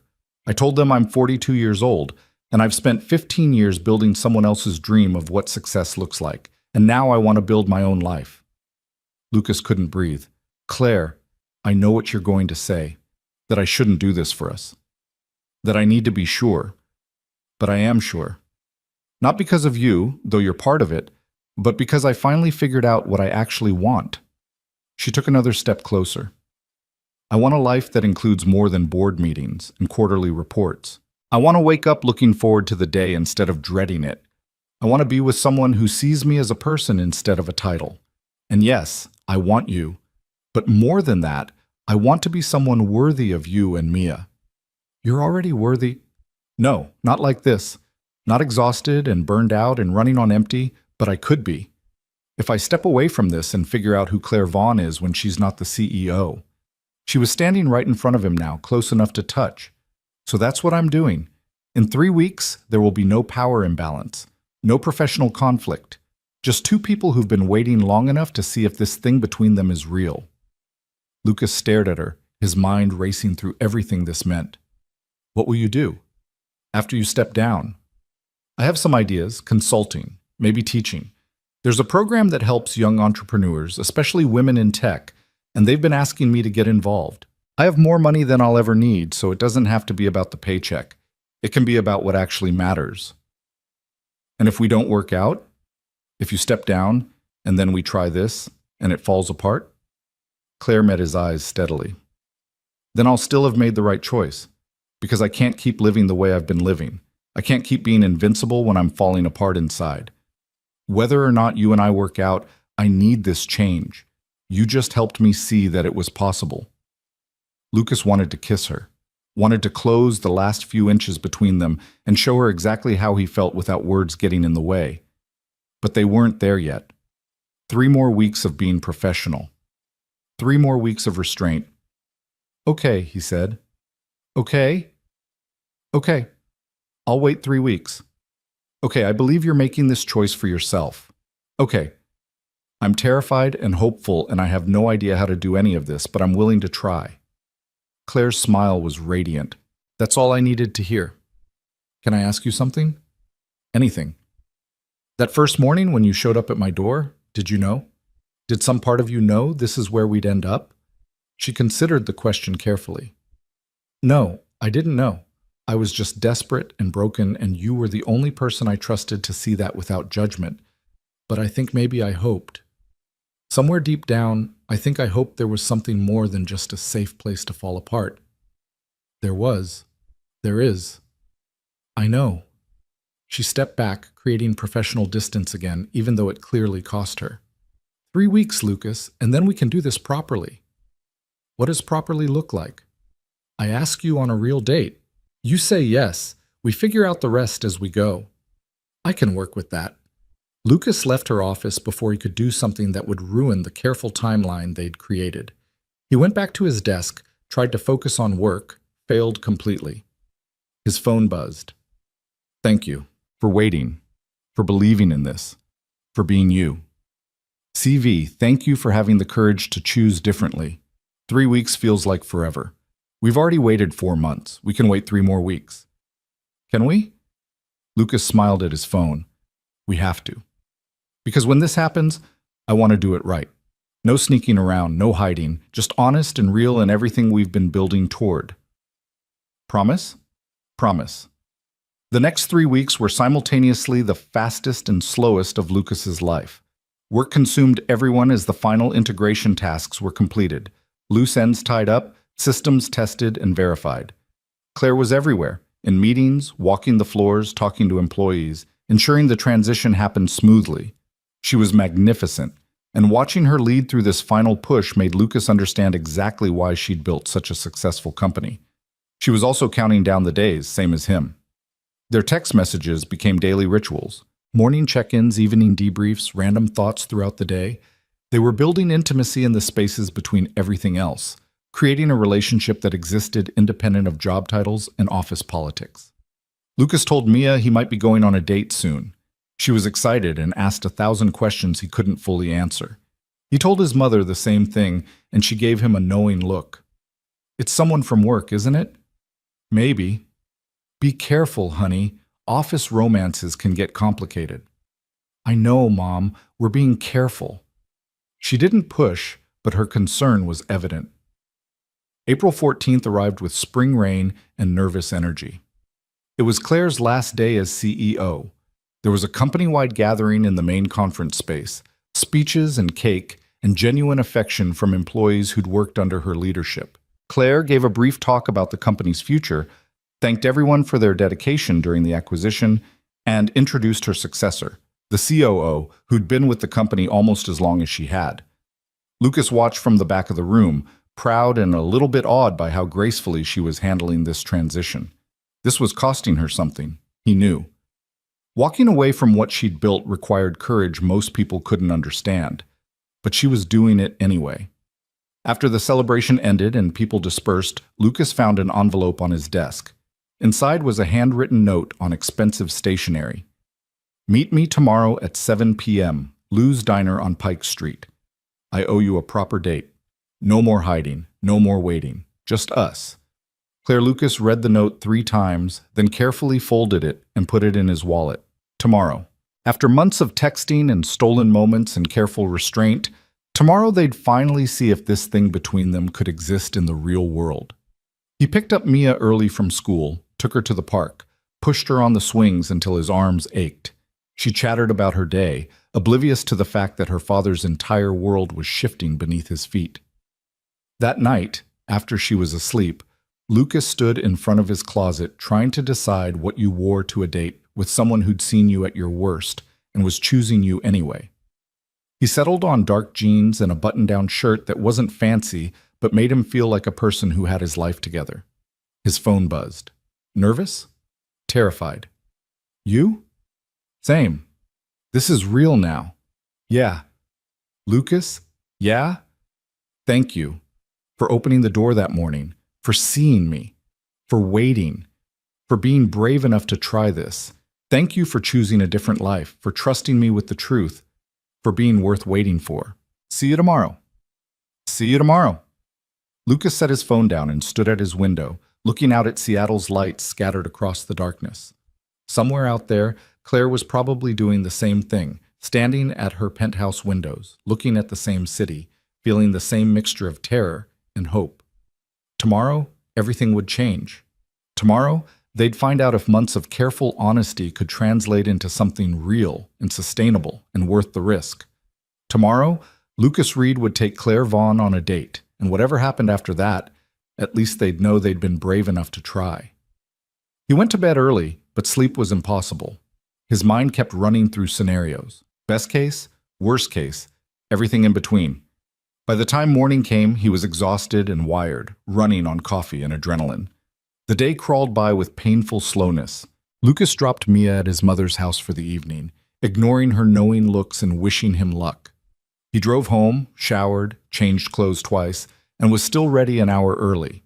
At 6:45, he headed to Lou's Diner. At 6:55, he sat in the back booth where they'd met before, ordered coffee he didn't drink, and watched the door. At 7 exactly, Claire walked in. She wasn't wearing a power suit. She was wearing jeans and a soft sweater, her hair loose around her shoulders, minimal makeup. She looked nervous and beautiful and real in a way that made Lucas's breath catch. Their eyes met across the diner. She smiled. And Lucas Reed realized that every single moment of waiting, every careful conversation, every night of restraint had been leading to this. She crossed the diner and slid into the booth across from him. "Hi," she said. "Hi. I'm not your boss anymore." I noticed. "So this is allowed now. This is okay." "Yeah, it's okay." Claire reached across the table and took his hand. Her skin was warm, her grip firm, and the simple contact felt electric. "I'm really glad you opened that door," she said quietly. Lucas squeezed her hand. "Me too." And just like that, after 4 months of waiting and hoping and being careful, they were finally here. Finally together. Finally able to see if the connection they'd built in text messages and stolen moments could survive in the real world. Finally brave enough to find out if they'd been worth waiting for all along. They sat holding hands across the table at Lou's Diner while Dolores refilled their coffee cups without comment, as if CEOs and project coordinators held hands in her establishment every day. The silence between them wasn't awkward. It was loaded with months of words they'd held back, feelings they'd kept careful, a connection they'd built in the margins of professional distance. "I don't actually know how to do this," Claire admitted, her thumb tracing small circles on Lucas's palm. Dating. Being vulnerable with someone who isn't a therapist or a late-night text message. Being just Claire instead of Claire Vaughn, former CEO. "I don't know how to do this either," Lucas said. "I haven't been on a first date in over a decade, and I've never dated someone who knows exactly how much I make or has read my performance reviews." Claire laughed, and the sound was different than he'd heard before. Lighter, more genuine. "That does give me an unfair advantage." "You already had an unfair advantage. You're brilliant and beautiful, and you showed up at my door at 5 in the morning looking like you needed someone to care. I didn't stand a chance." Her expression softened. "I did need someone to care. I needed you specifically, even if I didn't fully understand why at the time. And now? Now I understand perfectly.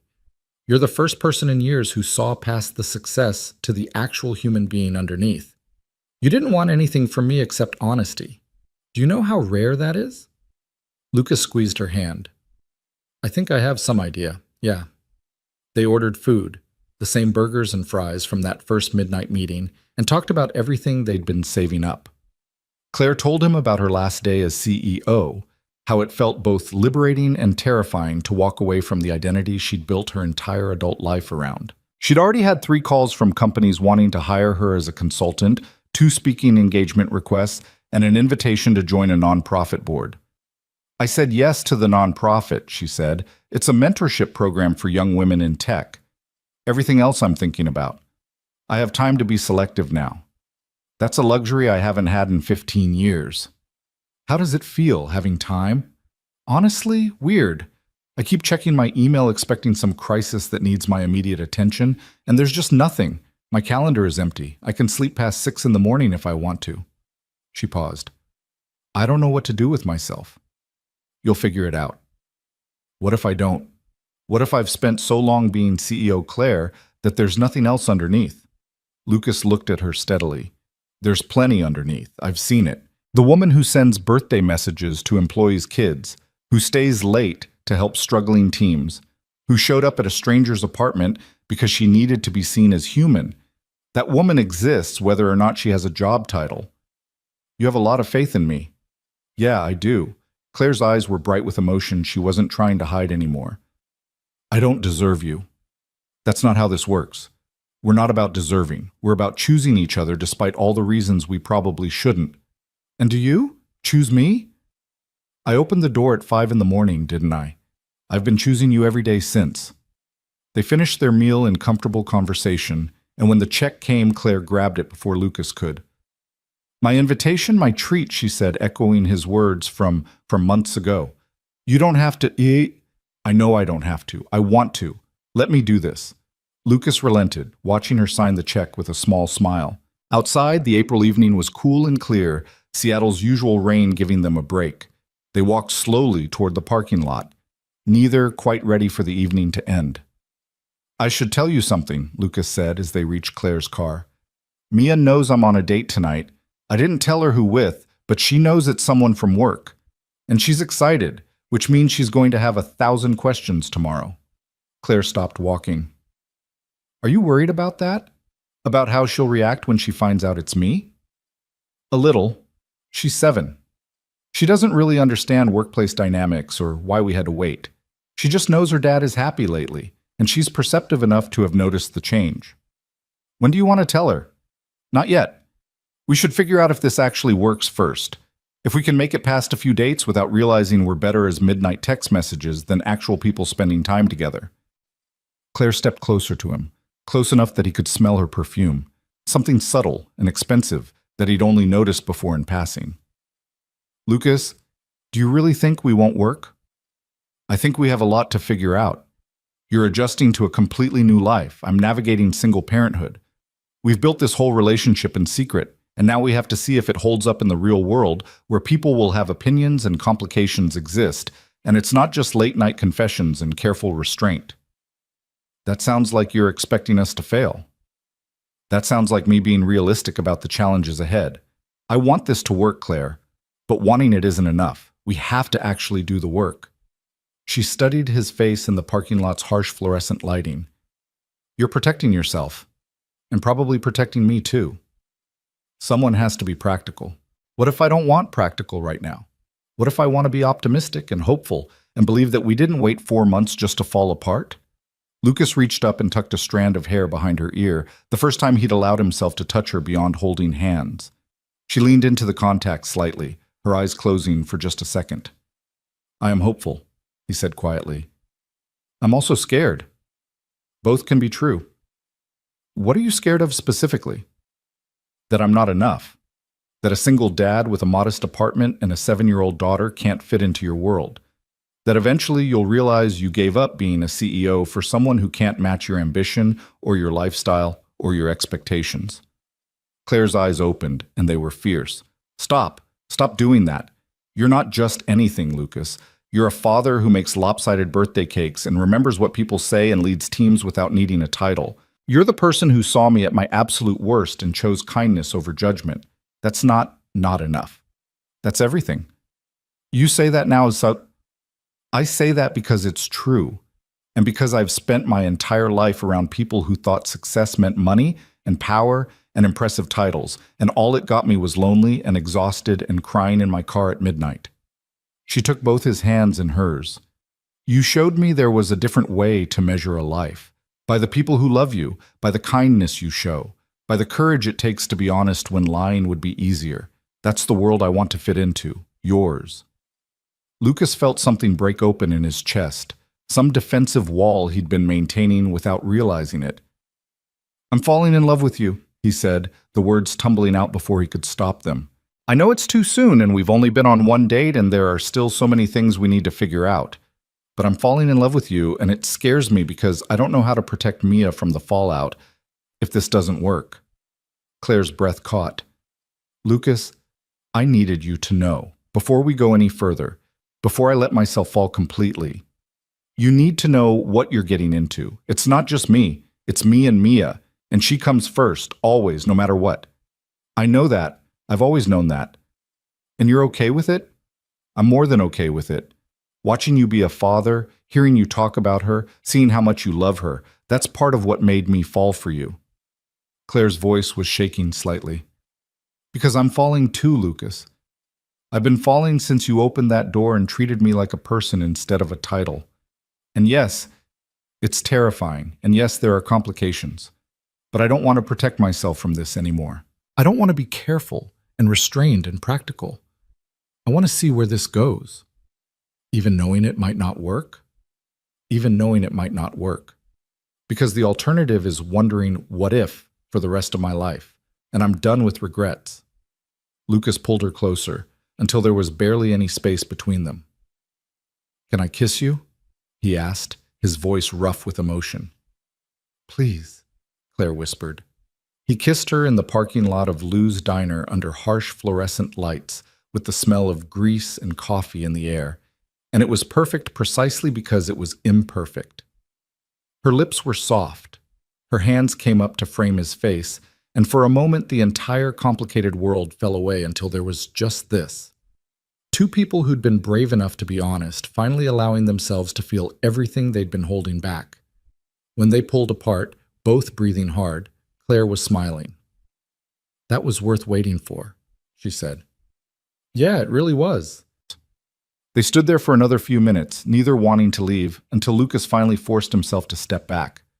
"I need to pick up Mia from my mom's, and you probably need to process the fact that you just kissed your former employee in a diner parking lot." Claire laughed. "When you put it that way, it sounds scandalous, isn't it?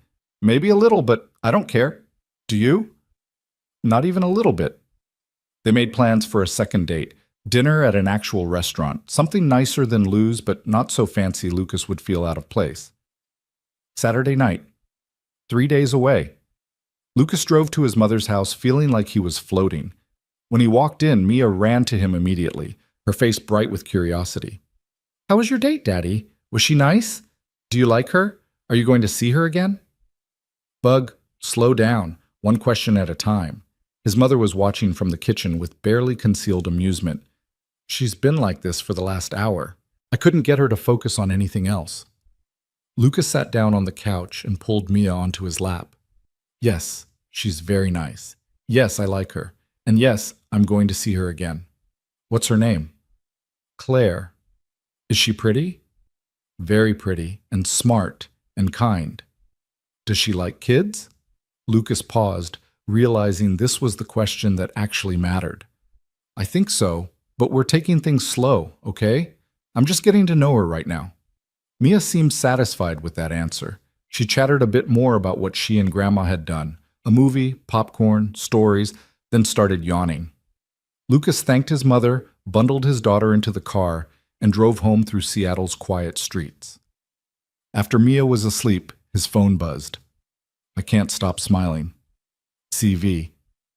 "Me either. My face hurts. Is Mia suspicious?" She asked 1,000 questions, but I kept it vague. Told her your name, but nothing else. "Are you going to tell her? Eventually?" "Yeah, but I want to be sure first. Want to know this is real and sustainable before I introduce that complication into her life?" "That's fair. I understand. Do you? Because I need you to really understand that Mia's stability comes first. If at any point this starts to affect her negatively, I have to prioritize her." "Lucas, I would never ask you to do anything else. She's your daughter. She should come first." "Thank you for getting that. Thank you for trusting me enough to try this despite the risks." Lucas lay in bed staring at his phone, feeling the weight of what they'd started. 3 days until their next date. 3 days to process the fact that this was really happening. 3 days to figure out how to navigate a relationship with someone who used to sign his paychecks. Saturday arrived faster than expected. Lucas spent Friday night overthinking his wardrobe, finally settling on dark slacks and a button-down that Mia declared made him look fancy. She was spending the night at a friend's house, a sleepover that had been planned weeks ago, which meant Lucas had the entire evening free. He picked Claire up at her penthouse, which was simultaneously impressive and intimidating. Floor-to-ceiling windows overlooking Elliott Bay, modern furniture that probably cost more than his car, art on the walls that looked museum quality. This was her world, and Lucas felt distinctly out of place in it. Claire must have sensed his discomfort because she immediately grabbed her jacket and keys. "Let's get out of here," she said. "This place is beautiful, but it doesn't feel like home. Too big, too quiet, too much like a showroom." "Are you going to stay here, now that you're not CEO?" "I don't know. Maybe find something smaller, more comfortable, less about impressing people and more about actually living."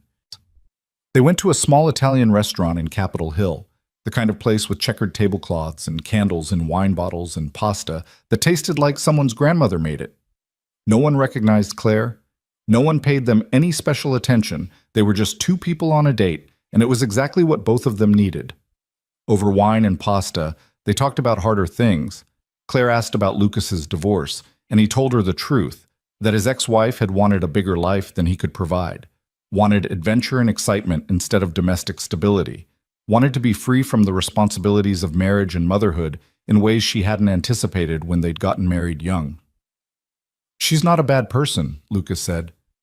We just wanted different things, and once Mia was born, those differences became impossible to ignore. She sees Mia every other weekend, pays her child support, but she's made it clear she doesn't want to be a full-time parent. So that's me. Does that make you angry? Sometimes. Mostly it just makes me sad for Mia. Every kid deserves parents who choose them fully, but I can't control what her mother does. I can only control how I show up for my daughter. Claire reached across the table and took his hand. You show up beautifully. Lucas told her about the early days of single parenthood, the panic and exhaustion, the fear that he was screwing everything up, the slow realization that love and consistency mattered more than perfection. Claire listened without judgment, asking questions that showed she was genuinely trying to understand his life. Then Lucas asked Claire about her marriage, and she told him about a man who'd loved her ambition until it overshadowed his own, who'd asked her to choose between her career and their relationship, who'd resented her success while simultaneously benefiting from it. He wanted me to be successful enough to be impressive, but not so successful that it made him feel small, Claire said. That's an impossible balance. I tried for years to be both ambitious and accommodating, and I failed at both. When we divorced, he told me I'd chosen my company over him. Maybe he was right, or maybe I just chose honesty over pretending I was someone I wasn't. Do you regret it? The divorce? No. I regret the time I wasted trying to be smaller so he could feel bigger, but I don't regret leaving. They finished dinner and walked through Capitol Hill's streets, past bookstores and coffee shops, and people living their lives without corporate pressure or impossible expectations. Claire linked her arm through Lucas's, and he felt the rightness of it, how natural it felt to walk beside her, to match his pace to hers, to exist in the same physical space after months of careful distance. Can I tell you something? Claire said as they passed a vintage record store with glowing windows. Always. I'm terrified of all of this, of not knowing who I am without my job, of disappointing you, of not being enough for someone like you. Lucas stopped walking and turned to face her. Someone like me? Someone good. Someone who knows what matters. Someone who has his priorities straight in a way I'm still figuring out. Claire, you think you're not enough? You're the most capable person I've ever met. You built a company from nothing. You led hundreds of people through a complicated acquisition. You had the courage to walk away when you realized it wasn't making you happy. That's not enough. That's extraordinary. Capable and good aren't the same thing. You're both. I've seen it. The way you care about people even when you're under pressure. The way you remember details about their lives. The way you're choosing to mentor young women in tech instead of chasing your next big achievement. That's goodness, Claire. That's who you are when you strip away the job title. She leaned into him, her forehead resting against his chest. How do you always know what to say? I don't. I'm just honest about what I see. They stood like that for a moment, in the middle of the sidewalk with people walking past them, just holding each other. Then Claire pulled back and looked up at him. I want to meet Mia, she said. Not right away, not tomorrow, but soon. I want to know the most important person in your life. Lucas's heart stuttered. That's a big step. I know, but I'm not interested in a relationship that exists separately from your daughter. If we're doing this, if we're really trying, then I need to be part of your whole life, not just the parts that are convenient. What if she doesn't like you? Then we figure it out. Together. But Lucas, I'm not going to compete with your daughter for your attention or resent the time you spend with her. I'm going to respect that she comes first and find a way to fit into both your lives. That's what adults do when they care about each other. You're serious about this. Completely. Are you? Lucas thought about Mia's question. Does she like kids? He thought about introducing Claire into his daughter's life, about the risk and the reward, about the possibility that this could actually work. Yeah, he said finally. I'm serious about this too. They planned it carefully. 3 weeks later, after several more dates and countless conversations about expectations and boundaries and what Mia needed to know, Lucas told his daughter that Claire was coming over for lunch. The Claire from your dates? Mia asked, bouncing with excitement. Yeah, Bug. The Claire from my dates. She wants to meet you. Does she know I like dinosaurs and art, and that I'm the best reader in my class? I told her all of that. Is she going to be my new mom? Lucas knelt down to Mia's eye level. No, sweetheart, you have a mom. Claire is just someone I care about who I want you to meet. We're going to have lunch together and see if everyone gets along, that's all. Nothing's changing unless everyone's happy about it. Mia seemed to process this. Okay, can I show her my dinosaur collection?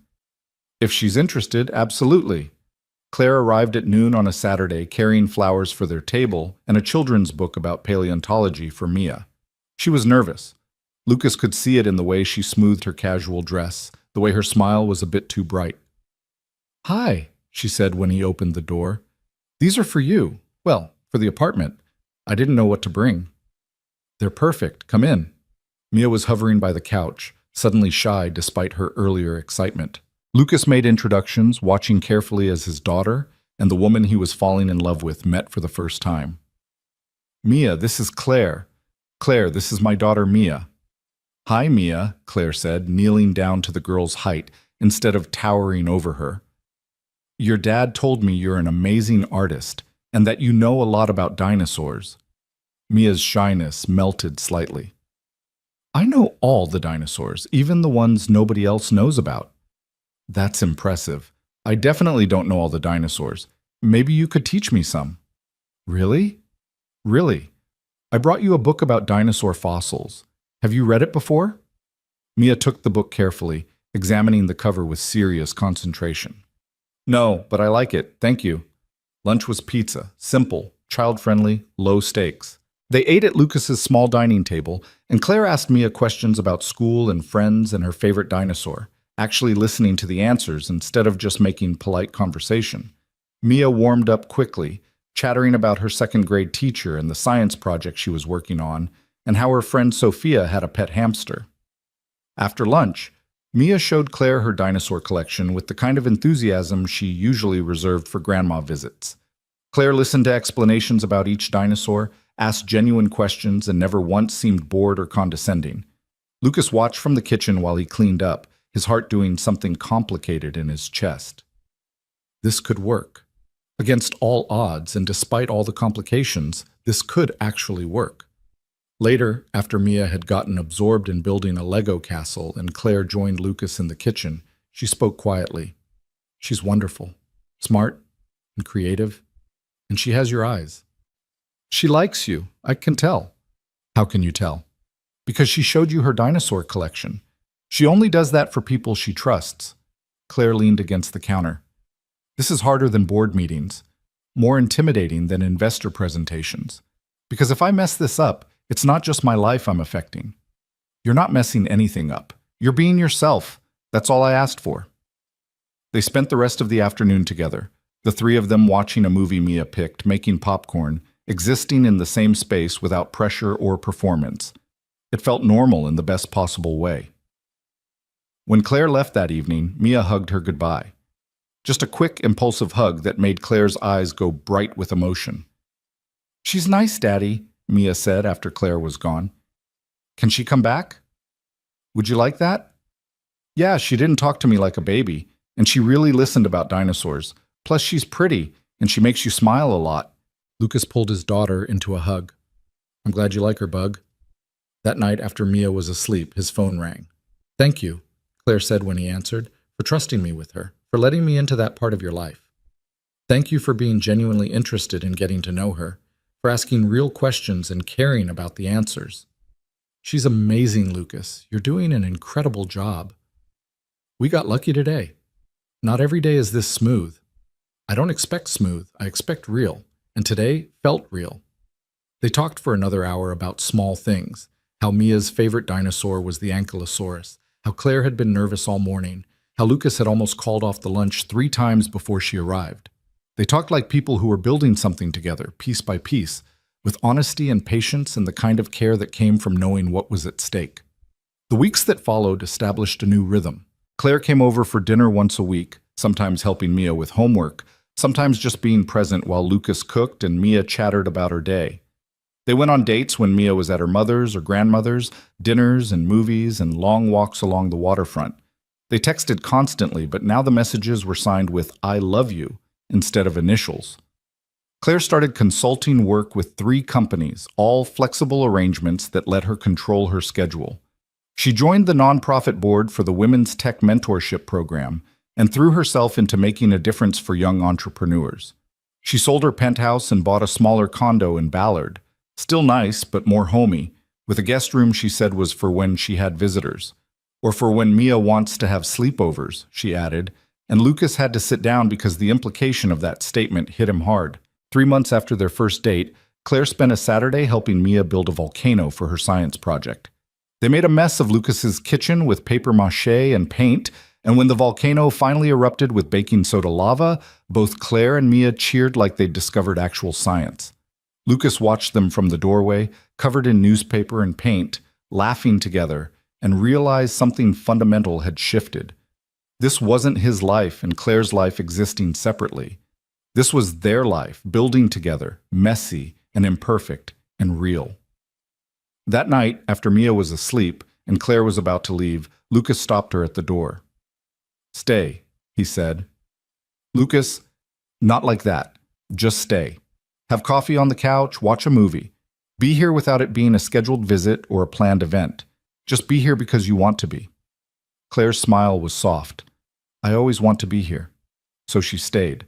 They watched a movie neither of them paid attention to, talked about nothing important, existed in the comfortable silence of people who didn't need to fill every moment with words. At some point, Claire fell asleep against his shoulder, and Lucas just held her, feeling the weight and warmth of her, thinking about how far they'd come from that morning at 5 a.m. when she'd knocked on his door.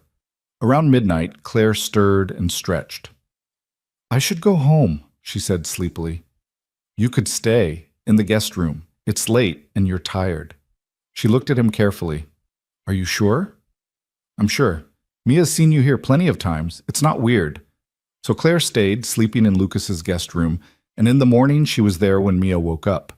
They made pancakes together. All 3 of them crowded into the small kitchen, arguing about the correct pancake to chocolate chip ratio, laughing when they burned the first batch. It felt like family. 2 weeks later, Lucas was picking Mia up from school when his phone rang. Claire's name on the screen. "Hey," he answered. "What's up?" "The board called. They want me to come back as CEO. The new guy isn't working out and they think the company needs me." Lucas's heart sank. "What did you tell them?" "I told them no, without hesitation, without even thinking about it. Just no." "Really?" "Really. Because I've spent the last 6 months building a life I actually want to live. I'm mentoring young women who remind me why I fell in love with tech in the first place. I'm consulting on my own terms. I'm sleeping past 6 a.m. and having dinner with you and Mia and not checking my email every 5 minutes. Her voice was firm, certain. "I'm happy, Lucas. Actually happy. And no amount of money or prestige is worth giving that up. I'm proud of you." "For what?" "For knowing what you want, for choosing it, for being brave enough to walk away from what everyone else thinks you should want. I learned that from you. From watching you choose Mia over career advancement. From seeing you build a life based on what matters instead of what impresses people." Lucas pulled into his parking spot, but stayed in the car for another minute. "I love you," he said. "I know I've said it before, but I need you to know I mean it. Completely. Not just the parts of you that are easy or convenient, all of you. I love you too, all of you. The single dad with the lopsided cakes and the modest apartment, and the daughter who knows more about dinosaurs than most paleontologists. You're exactly what I need."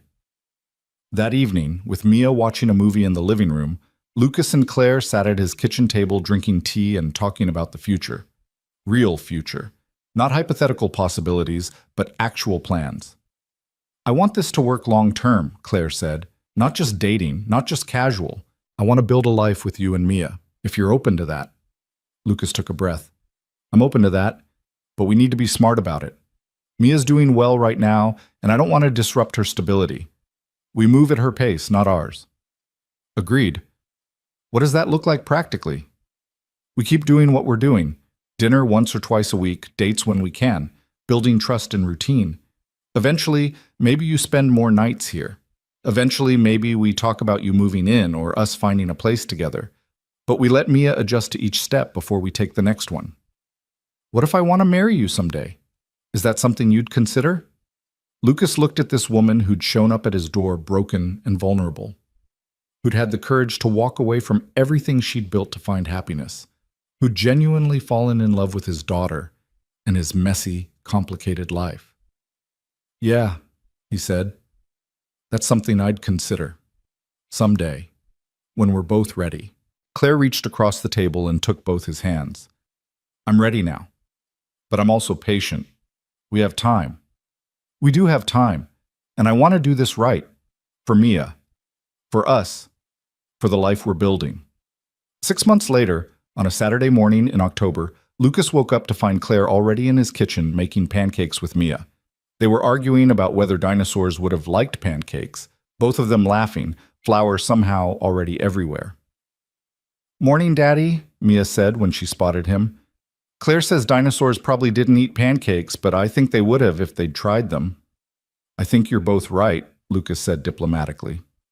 Claire smiled at him over Mia's head, a smile full of love and contentment, and the kind of peace that came from knowing you were exactly where you were supposed to be. Later that day, after breakfast and after Mia had gone to a friend's birthday party, Lucas and Claire walked along the waterfront. The Seattle sky was clear for once, the Olympics visible across the Sound, the city spread out behind them. I need to ask you something, Lucas said, his heart pounding. Okay. We've been together almost a year now. You've become part of Mia's life and mine in ways I couldn't have imagined that morning you showed up at my door. And I know we said we'd take things slow, but… Lucas? Claire stopped walking and turned to face him. Are you about to ask me what I think you're about to ask me? That depends. What do you think I'm about to ask? She was smiling, tears already forming in her eyes. I think you're about to ask me to marry you. Lucas pulled a small box from his jacket pocket. It wasn't an expensive ring. He couldn't afford the kind of jewelry someone like Claire probably expected. But it was beautiful in its simplicity, a single stone in a silver band that had taken him months to save for.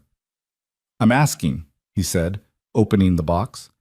I'm asking if you'll marry me, if you'll build a life with me and Mia, if you'll be brave enough to choose this messy, imperfect, wonderful life we're creating together.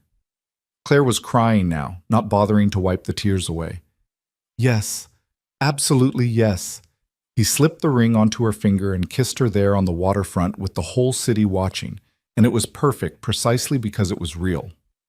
That evening, they told Mia together. Lucas had been nervous about how she'd react, but she just threw her arms around both of them and said, Does this mean Claire gets to stay forever? If that's okay with you, Claire said, it's really okay with me. Can I be in the wedding? You're going to be the most important person in the wedding, Lucas assured her. They got married 4 months later in a small ceremony at a venue overlooking the Sound. Mia was the flower girl wearing a purple dress she'd picked out herself. Lucas's mother cried through the entire ceremony. Claire's former employees filled half the seats, there to celebrate the woman who'd led them well and had the courage to choose happiness.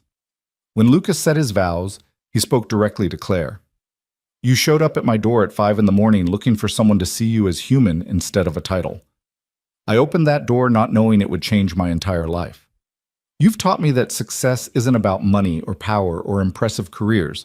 It's about finding someone who makes you want to be better, who sees you completely and loves you anyway, who chooses you every single day. You've chosen me and Mia, and that's the greatest gift I've ever received. I promise to keep opening doors for you, to keep seeing you, to keep choosing you for the rest of my life. Claire's vows were just as honest. I spent 15 years building an empire because I thought that's what success looked like. Then I met a single dad who made lopsided birthday cakes and treated me with kindness when I showed up broken at his apartment. You showed me that real success is measured in love and honesty and the courage to be vulnerable. You and Mia have given me a life I didn't know I needed, but can't imagine living without.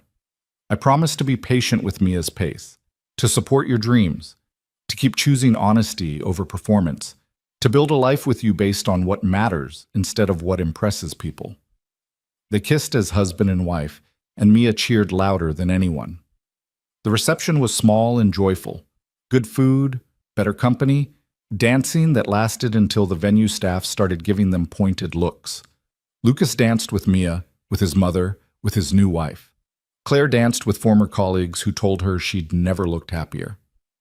As the evening wound down and guests started leaving, Lucas and Claire stood together watching the sun set over the water. Mia was asleep in a chair, worn out from dancing and cake. "We did it," Claire said, leaning into him. "We actually did it." "Did you doubt we would?" "Sometimes.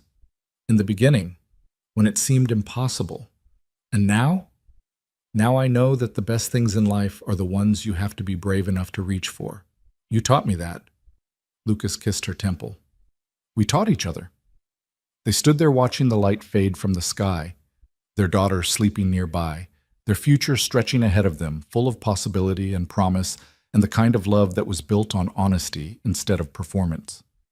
It had started with 3 knocks at 5 in the morning, a CEO looking for humanity, a single dad choosing kindness, a risk neither of them was sure would pay off, but it had paid off in ways neither could have imagined. Because sometimes the bravest thing you can do is open a door when someone knocks, and sometimes the person on the other side changes everything. Lucas Reed had opened his door to Claire Vaughn at 5 in the morning, and she'd walked into his life and never left. They'd built something real from midnight confessions and careful honesty, from patience and courage and the willingness to choose each other despite every complication.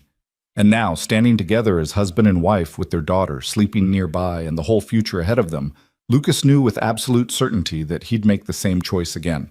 He'd always open the door, because some people are worth the risk. And Claire Vaughn, brilliant, vulnerable, brave Claire who'd chosen happiness over power, was worth everything.